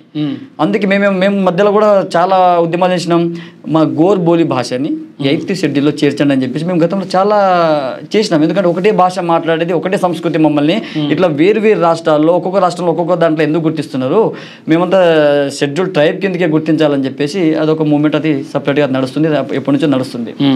ఇప్పుడు ఇన్ని ఆధారాలు చూపించిన తర్వాత కూడా ఎస్టీలు కాదు, వలసవాదులు కాదు ఇట్లా అని చెప్పేసి మా మీద ఇట్లా అబ్బండ వేస్తుంటే యావత్ సమాజం ఏమనుకోవాలన్నా, నిజమే అని అనుకుంటారు కదా. ఇది బాధాకరమైన విషయం కదా. ఇట్లా మా లంబాడీల ఆత్మగౌరవం మీద చేయొద్దు కదా. నా ఆదివాసీ సోదరుల మీద నాకు ఎలాంటి కోపం లేదు. ఎప్పుడు లేని పంచాయతీ, ఎప్పుడు లేని ఆదివాసీలకు తర్వాత ఈ లంబాడలకు ఉన్నటువంటి గొడవ ఇప్పుడే ఎందుకు వచ్చింది అంటే 2017లో కూడా ఒకసారి వచ్చింది, ఆ తర్వాత మళ్ళీ ఒకసారి తెరపైకి వచ్చింది. ఎందుకు ఇట్లా? ఇప్పుడు మీరు ఒక మంచి ప్రశ్న వేసారు, చాలా మంచి ప్రశ్న. ఇవి సమాజం తెలవాలి. నా ఆదివాసీ సోదరులందరికీ నేను చేతులతో రిక్వెస్ట్ చేస్తున్నా. 1976లో లంబాడీలుగా గుర్తించబడ్డాం. 76 నుంచి 2017 వరకు మనకు ఎలాంటి వాదన రాలేదు, ఎప్పుడు ఆరోపణలు రాలేదు. 50 ఏళ్ల పాటు ఒక గిరిజనులుగానే ఉన్నారు, అంటే ఉన్నారు. మేమంతా అన్నదమ్ములుగా కలిసి ఉన్నాం. ఆదివాసులు మళ్ళీ మా కోయ, గోండు, చుంచు, ఎలకల తెగ, లంబాడి, యానాది, ఎలక, మేము ఎప్పుడు అందరూ ఇన్ని తెగలు 33 తెగలు మేము కలిసి ఉన్నాం కదా. ఎప్పుడు లేని మన మధ్యలో వ్యత్యాసం ఎప్పుడు వచ్చింది? 2017 వచ్చింది. దాని వెనకాల కుట్ర ఎవడు పన్నీరు? ఎందుకు అన్నదమ్ముల కలిసి ఉన్న ఆదివాసీ లంబాడి బిడ్డల మీద వైరం సృష్టించినోడు ఎవడు? ఆ దొంగని పట్టుకోవాలి కదా మనం. మనం ఒకటే ఇంట్లో ఉన్న ఎవరు? అప్పుడు ఏ గవర్నమెంట్ ఉందన్నా? బీఆర్ఎస్ గవర్నమెంట్ ఉంది. సోయం బాబురావు అప్పుడు ఎక్కడ ఉన్నాడన్నా? బీజేపీలో ఎంపీ. అక్కడ ప్రేమ్ సింగ్ కొంతమంది ఎమ్మెల్యేలు ఉన్నారు. వాళ్ళు 2017లోనే కదన్నా వచ్చింది. అయితే విషయం ఏంటంటే, ఇక్కడ బాధాకరమైన విషయం ఏంటంటే, లంబాడి సోదరులు మా తండాలో మా రాజ్యం అనే మూమెంట్ స్టార్ట్ చేశారు. మాకు ఒక ప్రత్యేక తండాన్ని ఇవ్వండి, మా రిజర్వేషన్ మాకు ఇవ్వండి, మూమెంట్ తయారు చేశారు. చేసినప్పుడు మనం వైఎస్ రాజశేఖర నుంచి అప్పటి నుంచి కొట్లాడగా మన గ్రామ పంచాయతీ చేసింది ప్రభుత్వం, తెలంగాణ ప్రభుత్వం గుర్తించింది. దానికి నేను కృతజ్ఞత భావంగా మేము వాళ్ళకు కూడా ధన్యవాదాలు తెలుపుకున్నాం. కానీ మాకు గ్రామ పంచాయతీ గుర్తించింది, కానీ రెవెన్యూ గ్రామ పంచాయతీ గుర్తించలేదు. ఇప్పుడు మాకు దీన్ని ఎట్లా చెప్తామంటే, ఒక వాటర్ ట్యాంక్ ఇచ్చింది మాకు, కానీ నీళ్లు లేవు. నీళ్లు లేని వాటర్ ట్యాంక్ చెల్తుందా? ఎందుకు? అది నమూనాకు తండాలు ఇచ్చారు. మేమేమో అడిగిన, తండాలు అయ్యా, నువ్వు తండాలు ఇచ్చినావు, చాలా సంతోషం, బాగానే. కానీ దాన్ని రెవెన్యూ గ్రామ పంచాయతీ గుర్తించాలి కదా, ఫండ్స్ ఉండాలి కదా. మేము ఇప్పుడు రెవెన్యూ గ్రామ పంచాయతీ గుర్తించమని చెప్పి అడిగినాం. స్పెషల్ ఫండ్స్ లేవు దానికి. రెవెన్యూ గ్రామ పంచాయతీ గుర్తిస్తే మనకు ఒక రెవెన్యూ సిస్టమ్, మనకి స్టాంప్, అవన్నీ మనం ఆ గ్రామ పంచాయతీ ఒక హక్కు ఉంటుంది, సంపూర్ణమైన హక్కు అధికారాలు ఉంటుంది. ఇప్పుడు భూములకు సంబంధించి నేను రెవెన్యూ గ్రామ పంచాయతీ అంటే నా పాత ఊరి పేరు చెప్పుకోవాల్సి వస్తుంది, ఊరి పేరు చెప్పుకోవాల్సి. కానీ మా రెవెన్యూ గ్రామ పంచాయతీ గుర్తించలేదు, వాళ్ళ బడ్జెట్ లేదు, ఏదో అడప చిన్న చిన్న తండా పేరుకి మాత్రం తండాలు సర్పంచులు అంతే, సర్పంచ్ అయ్యారు అంతే. ఇక మాకు స్పెషల్ ఫండ్స్ అంటూ అదేంటూ మాకేం లేదు. అయితే తండాలను గుర్తించడం, వీళ్ళు ఇంకా రెవెన్యూ గ్రామ పంచాయతీ అడుగుతున్నారు, మళ్ళీ అప్పుడు రిజర్వేషన్ మనకు 10% అడుగుతున్నారు. వీళ్ళని ఏం చేయాలని చెప్పేసి మనసులో పెట్టుకొని, ఇదంతా వీళ్ళని ఎట్లయినా అణచివేయాలని చెప్పేసి మన వాళ్ళు ఏం చేశారంటే, ఆదివాసులను వీళ్ళు మమ్మల్ని ఉసగొల్పి ఈ విధంగా పంచాయతీ పెడితే ఇది డైవర్ట్ అయిపోతుంది అని చెప్పేసి. ఎందుకు అట్లా పెట్టాల్సిన అవసరం ఎవరికి ఉన్నది? ఎందుకు పెట్టారంటే అస్సలు దీన్ని వెనకాల కుట్రేందంటే, నా ఆదివాసీ సోదరులు కూడా గమనించాలి. అన్నదమ్ములు కలిసి ఉన్న మన మధ్యలో కొట్లాట పెడితే, మైదానం ప్రాంతంలో ఉన్న ఇప్పుడు ఏజెన్సీ ప్రాంతంలో లంబాడి బిడ్డలు, ఆదివాసీ బిడ్డలు అందరూ ఉంటారు. అక్కడ ఖనిజ సంపద ఉంది. ఆ అడవులలో ఖనిజ సంపద ఉంది. బాక్సైట్ కావచ్చు, కోల్స్ కావచ్చు, మైన్స్ కావచ్చు, ఇంకా చాలా ఉంది సంపద. మన మధ్యని బట్టి అవన్నీ ఖాళీ చేసి వీళ్ళ గొడవ పెట్టి వీళ్ళని ఖాళీ చేస్తే ఆ సంపద ఉన్న కార్పొరేట్ శక్తులకు మనం అమ్ముకోవచ్చు, తీసుకోవచ్చు అని చెప్పేసి పెద్ద కుట్ర పన్నారు. ఇది నా ఆదివాసీ సోదరులు గమనించాలి. ఇప్పుడు వాళ్ళకు మాకు ఇప్పుడు ఎక్కడ లేని పంచాయతీ ఇప్పుడు ఈ మధ్యలో ఎందుకు వాళ్ళు ఏమంటున్నారంటే, ఆదివాసీలు కొంచెం అంటే పాపం నాగరిక ప్రపంచానికి దూరంగా ఉంటారు, తర్వాత వాళ్ళ సంస్కృతి సాంప్రదాయాలు వేరుగా ఉంటాయి, తర్వాత అడవిలోనే ఉండిపోతారు, తర్వాత ఇప్పుడు లంబాడా బిడ్డలు లేకపోతే బంజారాలు ఉన్నంత అంటే కొంతవరకు ఫార్వర్డ్లో వాళ్ళు లేరు, నాగరిక ప్రపంచంలోతో వాళ్ళకి ఇంత కనెక్టివిటీ లేదు, కాబట్టి వాళ్ళు వెనుకబడి ఉన్నారు. కాబట్టి వాళ్ళకు సంబంధించినటువంటి ఉద్యోగాలకు సంబంధించినట్టు కానీ రిజర్వేషన్ కానీ ఇంకా మరో ఇతర రిజర్వేషన్ కానీ లంబాడాలు తన్నుకొని పోతున్నారు అనేటువంటి ఆరోపణ ఉన్నది. ఏమంటుంది రిజర్వేషన్ తన్నుకోబోతున్నారు, ఉద్యోగాలు తన్నుకోబోతున్నారు, మా రాజకీయాలు తన్నుకోబోతున్నారు అని అంటున్నారు. మీరు ఒక క్వశ్చన్ వేసారు. నేను ఈ క్యూన్యూస్ స్టూడియో ద్వారా వాళ్ళకి క్లియర్గా తెలియాలి. మేము లంబాడీలు ఎప్పుడు గుర్తించబడ్డామన్నా? 1976లో. యాక్చువల్లీ ఎప్పుడు గుర్తించాలి? 56లో గుర్తించబడాలి. కానీ 56 నుంచి 76కు 26 సంవత్సరాలు మేము 26 సంవత్సరాలు మేము రిజర్వేషన్ అనుభవించిన మన ఫలాలు మేము దూరంగా ఉన్నాం కదా. స్వతంత్రం వచ్చిన తర్వాత, రాజ్యాంగం ఏర్పడిన తర్వాత మొదటి అనుభవించింది కోయ, రెడ్లు, కొండరెడ్లు, గోండులు వీళ్ళే కదన్నా. అప్పుడు 1950లోనే వాళ్ళు ఎస్టీలో గుర్తించబడ్డారు. మేము అక్కడ ఆంధ్రాలో గుర్తించబడ్డాం, మద్రాస్ కింద వాళ్ళు గుర్తించబడ్డాం, మేము తెలంగాణలో గుర్తించబడలేదు. ఇప్పుడు మా ఉద్యోగాలు తీసుకోపోయారని వీళ్ళు అంటున్నారు. ఇక్కడ చిన్న లాజిక్ అర్థం చేసుకోవాలి సోదరులందరూ. 20 సంవత్సరాలు మేము వెనకబడ్డాం, మమ్మల్ని డిఎన్టీ కింద గుర్తించారు. అంటే రిజర్వేషన్ ఫలాలు మేము అనుభవించలేదు. 20 సంవత్సరాలు మేము అనుభవించలేదు. డీనోటిఫైడ్ ట్రైబ్స్ అంటే సంచార జాతుల కింద లెక్క పెట్టారు, అంతేగాని గిరిజనుల కింద తీసుకో మాకు రిజర్వేషన్ ఇవ్వలేదు. బీసీఏ కింద మమ్మల్ని అప్పుడు మనం చేర్చడం జరిగింది. అయితే అది వాళ్ళు చేసిన తప్పిదాలు, అది కొన్ని చేసిన రాజకీయంగా కొంత చేసిన తప్పిదాలు అవి. అయితే అన్న ఇప్పుడు రాజకీయంగా వాళ్ళే ఉన్నారు, రాజకీయంగా మీరు ఎదుగుతున్నారు, విద్యాపరంగా ఎదుగుతున్నారని అంటున్నారు. 1956 నుంచి 76 వరకు మేము ఎస్టీలో గుర్తించబడ్డాం. అప్పుడు ఎవరు ఉన్నారు? మీరే ఉన్నారు కదా. మీరే ఉన్నారు కదా, మరి అప్పుడు 20 సంవత్సరాలు మీకే అన్ని ఫలాలు వస్తున్నాయి కదా, మాకేం అనుభవించలేదు కదా, మరి అప్పటి నుంచి మీరు డెవలప్ కావాలి కదా. నా ఏజెన్సీ ప్రాంతంలో జీవో నెంబర్ 3 ఉంటుంది. 100% రిజర్వేషన్ ఉంటుంది అక్కడ.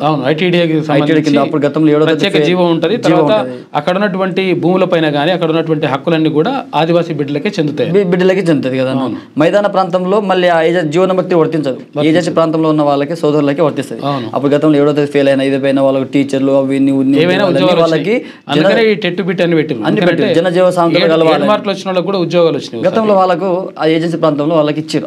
ఆ వెసులుబాటు మాకు లేదు కదా, మేము అప్పుడు ఎస్టీలనే గుర్తించలేదు కదా. మరి అప్పుడు ఆదివాసులు డెవలప్ కాకపోవడానికి కారణం ఎవరన్నా? ఇప్పుడు ఈ సమస్య చాలా బలంగా చెప్తున్నాను నేను, మీకు ఈ విషయం అర్థం కావాలి. ఆదివాసులు డెవలప్ కాకపోవడం కారణం ఏంది? 56 నుంచి 76 వరకు ఎవరు ఉన్నారన్నా? ఎంపీటీసీలు మీరే, ఎమ్మెల్యేలు మీరే, ట్రైబల్ మంత్రులు కూడా మీరే, అంతా మీరే కదా. మేము ఇంకా అప్పుడు రాలే కదా, ఫార్వర్డ్ లేరు వాళ్ళు పాపం. నేను అంటున్నా, ఎవరు చేసిన తప్పిదం ఇది? ఆదివాసి గూడాలు తండాలు డెవలప్ కాకపోవడానికి కారణం ఎవరు? గోండు సోదరులే కదా అప్పుడు మంత్రులు ఉన్నది. 76 ముందు గోండు సోదరులే కదన్నా మంత్రులు, ట్రైబల్ మినిస్టర్ వాళ్ళే కదా, ఎమ్మెల్యేలు వాళ్ళే కదా. మరి స్పెషల్ ఫండ్ తీసుకొచ్చి వాళ్ళ ప్రాంతాన్ని డెవలప్ చేసుకోవాలి కదన్నా. ఈ దొంగలు కొంతమంది చీమలు పెట్టిన పుట్టలో పాములు దూరినట్టు ఆదివాసుల ఆదివాసి గూడాలు బాగుపడ్డారేమో కానీ మరి ప్రజలు బాగుపడలేదు. మరి తప్పిదం ఎక్కడ జరిగింది? అదే అడుగుతున్నాం. మేమైతే 76లో వచ్చినాం, రిజర్వేషన్ ఇప్పుడు అనుభవిస్తుంది. 76 అంటే మాకు 82 నుంచి మేము రిజర్వేషన్ అనుభవించినాం, 82 నుంచి అనుభవించినాం, మేము 76 గుర్తించబడ్డాం. మరి అంతకుముందు మీరే ఉన్నారు కదా, ఎమ్మెల్యేలు మీరే, ఎంపీలు మీరే, జడ్పీటీసీలు మీరే, రిజర్వేషన్ ఫలాలు జీవో నెంబర్ 3 మీరే అనుభవించారు. ఏజెన్సీ ప్రాంతంలో ఉన్న స్పెషల్ ఫండ్స్ తీసుకొచ్చి ఆ గూడాలను డెవలప్ చేయాలి కదన్న. మరి వాళ్ళ మంత్రులే కదా. మరి చెప్పు, ఇప్పుడు ఇక్కడ మేము అడ్డుకున్నామా వాళ్ళని? వాళ్ళ అభివృద్ధిని మేము అడ్డుకున్నామా? మేము 76 అంటే 82 తర్వాత మాకు భగవంతు రిజర్వేషన్. కానీ ఇప్పుడు బాగా ఫార్వర్డ్ ఉన్నటువంటి బంజారాలతో మేము పోటీ పడలేకపోతున్నాం అంటున్నారు. ఇప్పుడు పోటీ పడలే అంటే అన్న, ఒక చిన్న ఎగ్జాంపుల్, ఒకటే క్లాస్ రూమ్, నీకు చెప్పే టీచరు ఒకటే, నాకు చెప్పే టీచర్ ఒకటే, ఇద్దరం క్లాస్లో ఉన్నాం, 50 మంది క్లాస్లో ఉన్నాం. మనం 50 మందిలో ఉన్నప్పుడు నాకు ఉద్యోగం వచ్చి నీకు రాలేదంటే తప్పేవడదన్నా? అయితే ఒక అంగవైకల్యం ఉన్న వ్యక్తికి తర్వాత ఒక అన్ని అవయవాలు ఉన్న వ్యక్తిని ఇద్దరిని కలిసి రన్నింగ్ పోటీ పెడితే అన్ని అవయవాలు ఉన్నోడు ఫస్ట్ వస్తాడు, అంగవైకల్యం ఉన్నోడు వెనుకబడతాడు. ఇప్పుడు వాళ్ళు ఏమంటున్నారంటే, మేము బాగా వెనుకబడిపోయినాము, మేము నాగరిక ప్రపంచంతో మాకు కనెక్టివిటీ లేదు, మేము విద్య తర్వాత ఈ మిగతా విషయాలు అన్నింటిలో కూడా మేము వెనుకబడిపోయినాము, కాబట్టి మాకు రిజర్వేషన్ అవసరం ఉంటుంది, మా రిజర్వేషన్ని ఇక్కడ బంజారా బిడ్డలు తన్నుకొని పోతున్నారు అనేది వాళ్ళు. తన్నుకొని పోవడం అనేది చాలా బాధాకరమైన విషయం. అదే తన్నుకొని పోవడం ఏందన్నా, నేను అదే అంటున్నా, ఒకటే క్లాస్ రూమ్ లో 50 మంది స్టూడెంట్స్ ఉన్నారు, నీకు పాఠం చెప్పే టీచర్ ఒక్కడే, నాకు టీచర్ ఒక్కడే, మన ఇద్దరం కలిసి ఆ టీచర్ చెప్తున్న పాఠాన్ని జ్ఞానాన్ని మనం వింటున్నాం కదా. అందులో నేను కొంచెం రాత్రి మా లంబాడలు కొంచెం కష్టపడతారన్న, ఓపెన్ గా చెప్పాలంటే కష్టపడతారు. ఇప్పుడు ఆదివాసులు కష్టపడరా? ఆదివాసులు కష్టపడతారు, నేను తప్పు. ఆదివాసులు అమాయకులు, చాలా మంచి వ్యక్తులు, నా సోదరులు. వాళ్ళకి నిజంగా అన్యాయం జరిగిందంటే నేను ఏకీభవిస్తా, కానీ అన్యాయం జరిగిన దాని వెనకాల కుట్ర ఇవ్వడం అనేది నా సోదరులు గమనించాలి. అదే కుట్ర వీళ్ళ నాయకులే కదా, గతంలో వీళ్ళే పాలించారు కదా. ఇప్పుడు మరి నాయకులు చేసిన కుట్రలకు ప్రజలు బలైపోతారు కదా. ఇప్పుడు ప్రజలను ఉసుగొల్పింది కూడా నాయకులే కదా అన్న. ఇప్పుడు పాపం ఆదివాసీ గూడాలు డెవలప్ కావాలి, స్పెషల్ ఫండ్ తీసుకోవాలి, ఏజెన్సీ ఉండాలి, తీసుకొచ్చి ఇప్పుడు మాకు లంబడోళ్ళకి ఆదివాసుల మధ్య పంచాలు పెట్టి జీవో నెంబర్ కొట్టేసారు తెలుసా మీకు? జీరో తీసేసారు, ఎత్తేసారు, లేదు అయిపోయాయి. ఇంకా రేపటి రాను రోజులు ఇంకేమేమి పోతాయో తెలియదు మాకు. విషయం ఏంటంటే, మీరు జాబులు కొట్టేస్తూనే అంటున్నారు. వాస్తవానికి నేను ఒక విషయం చెప్తాను. విద్యాపరంగా మేము 4వ స్థానంలో ఉన్నాం. మొదటి స్థానంలో ఎరకలు ఉన్నారు, 2వ స్థానంలో గోండులు ఉన్నారు, ఎస్టీ విషయం. అవును, తర్వాత కోయ, తర్వాత మేము ఎస్టీ 4 ఉన్నాం. విద్యాపరంగా జనాభా తమాషా ప్రకారంగా చూసుకుంటే రాష్ట్రంలో 40 లక్షల జనాభా అనుకో, ఫర్ ఎగ్జాంపుల్ 40 లక్షల జనాభా ఉంటే 10 లక్షలు వాళ్ళు ఉంటారు. ఫర్ ఎగ్జాంపుల్ 10 లక్షల ఆదివాసీలు టోటల్ అన్ని మిగతా తెగలన్నీ కలిపి 10 లక్షలు. మేము కొంచెం హ్యూజ్గా ఉంటాం, కొంచెం జనాభా ఎక్కువ ఉంది మాది. మేము 40 లక్షలు మేము ఉన్నాం అనుకోండి. 40 లక్షలు మేము ఉన్నప్పుడు విద్యాపరంగా చూసుకుంటే మేము 4వ స్థానంలో ఉన్నాం. మీరు కావాలంటే చూసుకోండి. ఉద్యోగాల్లో కూడా ఎరకలలో ముందు స్థానంలో ఉన్నారు. వాళ్ళు 1 లక్ష చిల్లర ఉంటారు ఈ రాష్ట్రంలో, కానీ ఎడ్యుకేషన్లో వాళ్ళే ఉన్నారు, తర్వాత గోండూస్ ఉన్నారు, తర్వాత మేము ఉన్నాం. జనాభా తమాషా ప్రకారం చూస్తుంటే ఫర్ ఎగ్జాంపుల్ చెప్తా చూడన్నా, 100 మంది ఉన్నాం. 100 మందిలో 30% రిజర్వేషన్ వీళ్ళది, 70% మాది. ఎవరిది? మా లంబాడోళ్ళది. ఉద్యోగాలు అన్నింటిలో చూస్తే మీకు చిన్న ఎగ్జాంపుల్ మీకు అర్థం కావాలి. 30% ఉన్న వాళ్ళు, 70% మేము. 30% ఉన్న వాళ్ళు వీళ్ళు ఏం చేస్తారంటే 30% ఉద్యోగాలు వీళ్ళు కొట్టేస్తారు. మేమేం చేస్తామంటే 70% కాదు మేము కొట్టాల్సింది, మేము వీళ్ళు ఒక 30 కొడతాం. 30% మా వాళ్ళు కొంత కష్టపడి ఏదో చేసి చిన్న కష్టపడి అది చేసి విద్యాభ్యాసం హార్డ్ వర్క్ చేసి 30% ఉద్యోగాలు మాకు వచ్చినాయి. ఇక్కడ వీళ్ళు 30 వీళ్ళ సంపూర్ణంగా వీళ్ళ 30% వీళ్ళు 30% వాడుకొని వీళ్ళు ఎంతమంది ఉన్నారు 30 మంది వీళ్ళకి వచ్చేసింది, వీళ్ళ వాటా వీళ్ళకి వచ్చేసింది. ఇక్కడ మా 30 మంది మాకు వచ్చేసింది, కానీ మా వెనకాల ఇంకెంతమంది ఉన్నారు, ఇంకా నష్టపోయింది ఎంతమంది 40 మంది కదా. 30 మంది వచ్చేసినాం, మాకు 70 మందిలో 30 మంది ఉద్యోగాలు కొట్టినాం, ఇంకా 40 మంది నష్టపోయినాం కదా. మరి ఇక్కడ 30 మందికి 30 మంది వచ్చారు కదా, అంటే మాకు ఇంకా 40 మంది లాస్ అవుతుంది కదా. కాకపోతే ఈ 30 + 40 కలిపితే మేము 70 కనిపిస్తాం. కాబట్టి మేము జనాభా ఎక్కువ ఉన్నాం కాబట్టి మొత్తం మేమే దోచుకొని తింటున్నాం అనే భావన కనిపిస్తుంది. మరి అట్లయితే ABCD ఒకవేళ వర్గీకరణ తీసుకొస్తే ఎట్లుంటుంది? తీసుకొస్తే మంచిది, వాళ్ళకి నష్టం జరుగుతుంది. ఆదివాసీ సోదరులు ABCD వర్గీకరణ పెడితే వాళ్ళకు అసలు యాక్చువల్ జనాభా దామాష అంటే వాళ్ళకి తక్కువ ఉంటుంది కదన్న. వాళ్ళ జనాభా 3% కదన్న, మనం 7% ఉన్నాం కదా. ఆ సోదరులకు తప్పు అవుతుంది కదా. అట్లా పెట్టుకోమంటే మాకు అబ్జెక్షన్ ఏం లేదు. మీతో పోటీ పడలేకపోతున్నాం అని అంటారు వాళ్ళు. పోటీ పడి నేను అదే అంటున్నా అన్న, రిజర్వేషన్ అనుభవిస్తుంది వాళ్ళ మేము అనేది ఒక విషయం మీకు చెప్పేస్తా. ఈరోజు తెలంగాణ మాకు 12 ఎమ్మెల్యే స్థానాలు ఉంటే మేము 5 ఎమ్మెల్యేలు ఉన్నాం. ఓకే, 7 వాళ్ళు ఉన్నారు బంజారా నుంచి, మేము 5 ఉన్నాం, వాళ్ళు 7 ఉన్నారు. వాళ్ళ 3% ఉన్న జనాభా ఇలా 7% అనుభవిస్తారు. అంటే రిజర్వేషన్ ఎవరిదన్నా?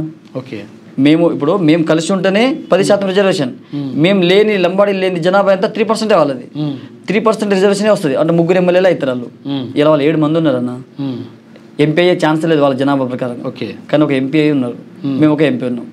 ఇలా అక్క సీతక్క మా ఆదివాసీ బిడ్డ మంత్రి అయింది. ఓకే, మేము దాన్ని అబ్జెక్షన్ చేయలేదు. సరే మా గిరిజన బిడ్డ మా ఆదివాసీ బిడ్డ, మేమంతా ఆదివాసులమే కదా, మా ఆదివాసీ ఆడబిడ్డ అయిందని చెప్పేసి. ఆదివాసీ గిరిజన అని ఎందుకు వచ్చింది అట్లా అన్న? మేము ఆదివాసులు అంటే మేమందరం ఆదివాసులమే. మళ్ళీ ఇక్కడ లంబాడి, కోయ, గోండు, చించు ఇది వేరు. ఓకే, మేమంతా భూమిపుత్రులమే, ఆదివాసుల సోదరులు. మేమంతా ఆదివాసి కిందకే వస్తాము. ఆది జాంబవంతే మేము అంటే ఈ అడవుల నుంచి వచ్చిన మేము ఆది మానవుల కిందకే వస్తాం. మేమంతా ఆదివాసులు వేరు, కోయ, గోండు అంటే మళ్ళీ సపరేట్ ఇవి వస్తాయి, లంబాడి ఇవి వస్తాయి. కానీ మేము అందరినీ చూసేది ఆదివాసులుగా గిరిజన సోదరులుగా చూస్తాం. అయితే ఇక్కడ నేనేమంటున్నా, టాపిక్ డైవర్ట్ అయింది ఇప్పుడు. అయితే అన్న ఇలా 7% ఉన్న 7 ఎమ్మెల్యేలు ఉన్నారన్న, ఒక మంత్రి ఉన్నారు, ఎంపీ ఉన్నారు, మేము 5 ఉన్నాం. మా జనాభా ప్రకారం మేము ఎంత ఉండాలి చెప్పన్న? మేము 7 ఉండాలి కదా. వాళ్ళు 3% ఉన్న వాళ్ళు ఎట్లా? మరి రిజర్వేషన్ వాళ్ళు అనుభవిస్తారా మేము అనుభవిస్తారా? మేము కాంట్రవర్సీ చేసినాం ఇందులో. కాబట్టి కొంచెం గమనించాలి. లంబడోళ్ళు లేని ఆదివాసులు 0 అవుతారు, 3% అవుతుంది. వాళ్ళు ఇలా 7 ఎమ్మెల్యేలు ఒక మంత్రి ఉన్నారు, తగ్గిపోతారు. 7 ఆ ప్రజెంట్ ఎట్లొచ్చింది? మా రిజర్వేషన్ బట్టి తరంగానే అంటే తింటున్నారు కదా, సోదరులే కదా, అనుభవిస్తున్నాం కదా, మనం అందరం కలిసి ఉన్నాం కదా. కలిసి ఉన్నప్పుడు మేము ఆదివాసీ రిజర్వేషన్ మేము ఎప్పుడు వేరు చేయలేదు, ఇప్పుడు కూడా మేము చేయం. వాళ్ళని మేము వదులుకోం.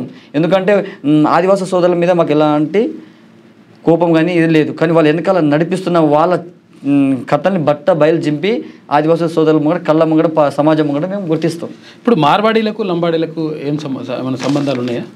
మార్వాడి ఫ్రాక్షన్లు చాలా మంది చెప్తుంటారు. అసలు యాక్చువల్గా మార్వాడీలు లంబాడీలు ఒకటే, వాళ్ళు అన్నదమ్ములు. వాళ్ళు ఒక ఆయన బంగారం పట్టుకున్నాడు, ఒక ఆయన పేడ పట్టుకున్నాడు, కాబట్టి వీళ్ళు అట్లా అని చెప్తుంటారు అన్న. పూర్వంలో చాలా కథలు ఇతిహాసాలు ఉంటాయి, ఎవరికి వచ్చినట్టు వాళ్ళు వాస్తవం కాదు అది వాస్తవం. మేము సాంప్రదాయాలు కూడా అంటే ఇప్పుడు ఒకవేళ కట్టు బొట్టు అవన్నీ కూడా చూస్తే కొన్ని తెగ వరకు అంటే కలిసినట్టు కనిపిస్తుంటది అన్న. అట్లా చెప్పుకుంటే దేశంలో ఇది సంస్కృతుల నిలయం మన భారతదేశం. ఒక్కొక్కరు సంస్కృతి ఒక్కొక్క సాంప్రదాయం వేరు ఉంటుంది. ఇప్పుడు నార్త్ సైడ్ వేరే ఉంటుంది, మన సౌత్ సైడ్ వేరే ఉంటుంది. ఇప్పుడు మన తెలంగాణలో దక్షిణ తెలంగాణలో మన ప్రాంతంలోనే కొంచెం భాష యాస కొంచెం తెలుగు వేరే అవుతుంది. స్టేషన్ కనుపూర్ పోతే వస్తానావా పోతానావా అంటారు సోదరులు, ఇక్కడ వస్తున్నావా పోతున్నావా అని అంటారు. అంటే ఇక్కడ ఒకటే భాష కానీ కొంచెం దగ్గర ఉంటుంది, యాస మారింది. అట్లా అని చెప్పేసి మనం వాళ్ళు వేరు కాకుండా అంటే నేను ఏమంటాను అంటే ఈ సోదరులు ఆ మార్వాడిని మమ్మల్ని కంపేర్ చేసి కాదన్నా. లంబాడిలో గతం నుంచి చరిత్ర పూర్వం నుంచి మేము మూలవాసులుగానే ఉన్నాం, సపరేట్గానే ఉన్నాం, స్థానికులుగానే ఉన్నాం, సపరేట్గానే ఉన్నాం. కాబట్టి దయచేసి దీన్ని రాజకీయ నాయకులు ఉసుగులో పడి నా ఆదివాసీ సోదరులు ఆగం కావద్దని చెప్పేసి నేను మీ ద్వారా వేడుకుంటున్నాను. 1971లో అంటే ఉమ్మడి ఆంధ్రప్రదేశ్లో 1971లో 1,00,000 జనాభా ఉన్నటువంటి బంజారాలు, గిరిజనులు అంటే ఎవరైతే బిడ్డలు 1981 వచ్చేసరికి 10 లక్షలు ఎట్లా అయ్యారు? మంచి ప్రశ్న వేసారన్న. దానికి నేను ఉట్టి మాటలతో కాకుండా ఆధారాలతో మీకు చూపిస్తా. మీ ప్రశ్న ఏందన్నా? 1971లో 1,00,000 జనాభా ఉన్న వాళ్ళు 1981లో 10 లక్షలు ఎట్లా అయ్యారని మీరు, వాళ్ళేమో వలస వచ్చారని వాళ్ళు అంటారు. అవును, వాళ్ళు యాక్చువల్లీ ఇక్కడ లోకల్ వాళ్ళు కాదు, వలస ఇతర రాష్ట్రాల నుంచి, మహారాష్ట్ర నుంచి, అటువంటి ప్రాంతాల నుంచి వలస వచ్చారు కాబట్టి ఇక్కడ వాళ్ళ జనాభా పెరిగింది అనేది వాళ్ళ ఆరోపణ. ఏమంటారు దీనికి అన్న? 1971లో మేము ఎక్కడున్నామన్నా? తెలంగాణ రాష్ట్రంలో మా పొజిషన్ ఏందన్నా? డిఎన్టీ కింద ఉన్నాం కదన్నా. 76లో కదా మేము రిజర్వేషన్లో వచ్చింది. అయితే ఇక్కడ భారతదేశంలో అప్పుడు ఎవరు జనాభా లెక్కిస్తున్నారన్నా? Schedule caste, schedule tribe, okay, SC ఎస్టీల జనాభాలు కదా లెక్కిస్తున్నారు. మహిళలు మా పురుషులు అంతా డాటా తీస్తారు కదా. 1971లో మేము లేము కదా. 1971లో ఎవరు ఉన్నారు? ఆంధ్రాలో ఉన్న ఎస్టీలు ఉన్నారు, సుగాలీలు, లంబాడీలు వాళ్ళు ఉన్నారు. అప్పుడు వాళ్ళ జనాభా ఎంత? 1,32,400. అయితే మీరు చూడగో the classification on the population growth of Lambadis in Andhra Pradesh and Telangana. అయితే విషయం ఏంటంటే 71లోనేమో మేము తెలంగాణ రాష్ట్రంలో ఉన్న లంబాడీలు మాకు రిజర్వేషన్ లేదు కదా, మమ్మల్ని అప్పుడు గుర్తించలేదు కదా, 56లో గుర్తించారు కదా. ఈ జనాభా ఎక్కడంటే అన్న 1956 నుంచి సుగాలీలు, లంబాడీలు, మన యానాదులు ఏపీకి పరిమితమైన జనాభా ఇది. ఇక్కడ 1,00,000 ఉంటారు వాళ్ళు, వాస్తవంగా 1,00,000 ఉంటారు. కానీ ఇక్కడ తెలంగాణ లంబాడీలు ఇందులో ఈ లెక్కలో రాలేదు, ఇంక్లూడ్ కాలేదు. ఎందుకు మేము డిఎన్టీ కింద ఉన్నాం కదా, మేము ట్రైబ్ అప్పుడు గుర్తించలే కదా, రాజ్యాంగబద్ధంగా మాకు హక్కులు రాలే కదా. అయితే ఇది మంచి ప్రశ్న, ఇది చాలా కన్ఫ్యూజన్ ఉన్నారు జనాలు కూడా. ఆదివాసులు 10 లక్షల జనాభా 71 నుంచి 81 ఎట్లా పెరిగిరు అనేది దీని క్లారిటీ. ఇది చాలా మంచి ప్రశ్న అడిగారు. దయచేసి నా ఆదివాసి సోదరులకు కూడా అర్థం కావాలి. 1971లో జరిగిన జనాభా లెక్కలు అది కేవలం ఏపీకి సంబంధించిన జనాభా లెక్కలు. 1981 ఉందా, ఇందులో లంబాడీలు ఇన్క్లూడ్ అవుతారు, తెలంగాణలో లంబాడీలు. 1941 నిజాంలో మేము ఎంత ఉన్నామన్నా? 4 లక్షల చిల్లర ఉన్నాం. 41 నుంచి 81 వరకు మేము పెరగామా అన్న? ఈజీగా పెరుగుతాం కానీ ఎన్ని సంవత్సరాలు అన్న? 40 సంవత్సరాలు అవుతుంది కదా. 1941లోనేమో మా జనాభా అక్కడ డాక్యుమెంట్ ప్రకారం 4 లక్షల చిల్లర ఉన్నాం. మేము 71లో మా ఏపీ జనాభా, దయచేసి ఇది చాలా పెద్ద ప్రశ్న, కన్ఫ్యూజ్ అవుతున్న ప్రశ్న. ఆదివాసీ సోదరులకు, మేధావులకు, విద్యావంతులకు, ప్రొఫెసర్లకు నాకు రిక్వెస్ట్, నా సోదరులకు, ఈ 1971 జనాభా 1,32,000 చిల్లర జనాభా ఈ 1981లో 10 లక్షలు ఎట్లా పెరిగిరు, వీళ్ళు వలస వచ్చిరు అనే ఒక పెద్ద అపోహ మా మీద అబండా వేస్తున్నారు. ఇది చాలా బాధాకర విషయం. కానీ విషయం అది వాస్తవం, అది కాదు. ఇది ఏపీ జనాభా. తర్వాత 1981లో మేము జనాభా లెక్కలోకి వచ్చినాం. అది తెలంగాణ జనాభా 1976లో గుర్తించింది కాబట్టి. భారత రాజ్యాంగం 1976 అమెండ్మెంట్ యాక్ట్ 108 దాని ప్రకారం మమ్మల్ని గుర్తించారు కాబట్టి మేము ఇప్పుడు జనాభాలకు మేము వస్తాం. తెలంగాణ జనాభా ఇక్కడ యాడ్ అవుతుంది కాబట్టి గతంలో మాకు ఇక్కడ లెక్కించలేదు, తెలంగాణ జనాభా లెక్కించారు. ఈ 1 లక్ష ఏందన్నా 71 నిజంగా అంటే మేము నిజాం కాలంలో 1931లోనే 3 లక్షల జనాభా చిల్లర ఉన్నాం, 1941లో 4 లక్షల చిల్లర ఉన్నాం. మరి ఇక్కడ 1 లక్ష ఎట్లయితే మేము అంటే ఇది ఏపీ జనాభా. ఎందుకంటే మేము అప్పుడు 1971లో మేము లంబాడీలం కాదు, మమ్మల్ని ట్రైబ్ కింద గుర్తించలేదు. వాళ్ళు చేసిన దుర్మార్గులు చేసిన తప్పిదం వల్ల అది ఆంధ్ర రాష్ట్రం జనాభా, ఆంధ్రలో ఉన్న లంబాడీలు, సుగాలీల జనాభా. దాన్ని మనల్ని తీసుకొచ్చి 71లో 10 లక్షలు ఎట్లా పెరిగారు అని చెప్పేసి కొంచెం అపోహ ఉన్నారు. ఇది వాస్తవం, తెర వెనకాల ఉన్న వాస్తవం ఇది. దీన్ని మీకు క్లియర్గా నేను మీడియా సోదరులకు మీరు జూమ్ చేస్తారా మరి ఎట్లా అనేది మీకు కాపీ నేను ఇస్తాను, వాళ్ళు చూడాలి. 71 ఏపీ జనాభా, ఇది జనాభా. అయితే ఆదివాసీలు అమాయకులు, తర్వాత పేదరికంలో ఉన్నారు, తర్వాత వాళ్ళు పాపం నాగరిక ప్రపంచానికి దూరంగా ఉంటారు. అందుకని మేము అందుకోలేకపోతున్నాం. కాబట్టి అసలు యాక్చువల్గా లంబాడి బిడ్డలు చాలామందికి భూములు ఉన్నాయి, తర్వాత వీళ్ళు రకరకాల వ్యాపారాలు చేసుకుంటారు, తర్వాత తెలివైన వాళ్ళు, తర్వాత నాగరిక ప్రపంచంతో ఎక్కువ కనెక్టివిటీ ఉంది.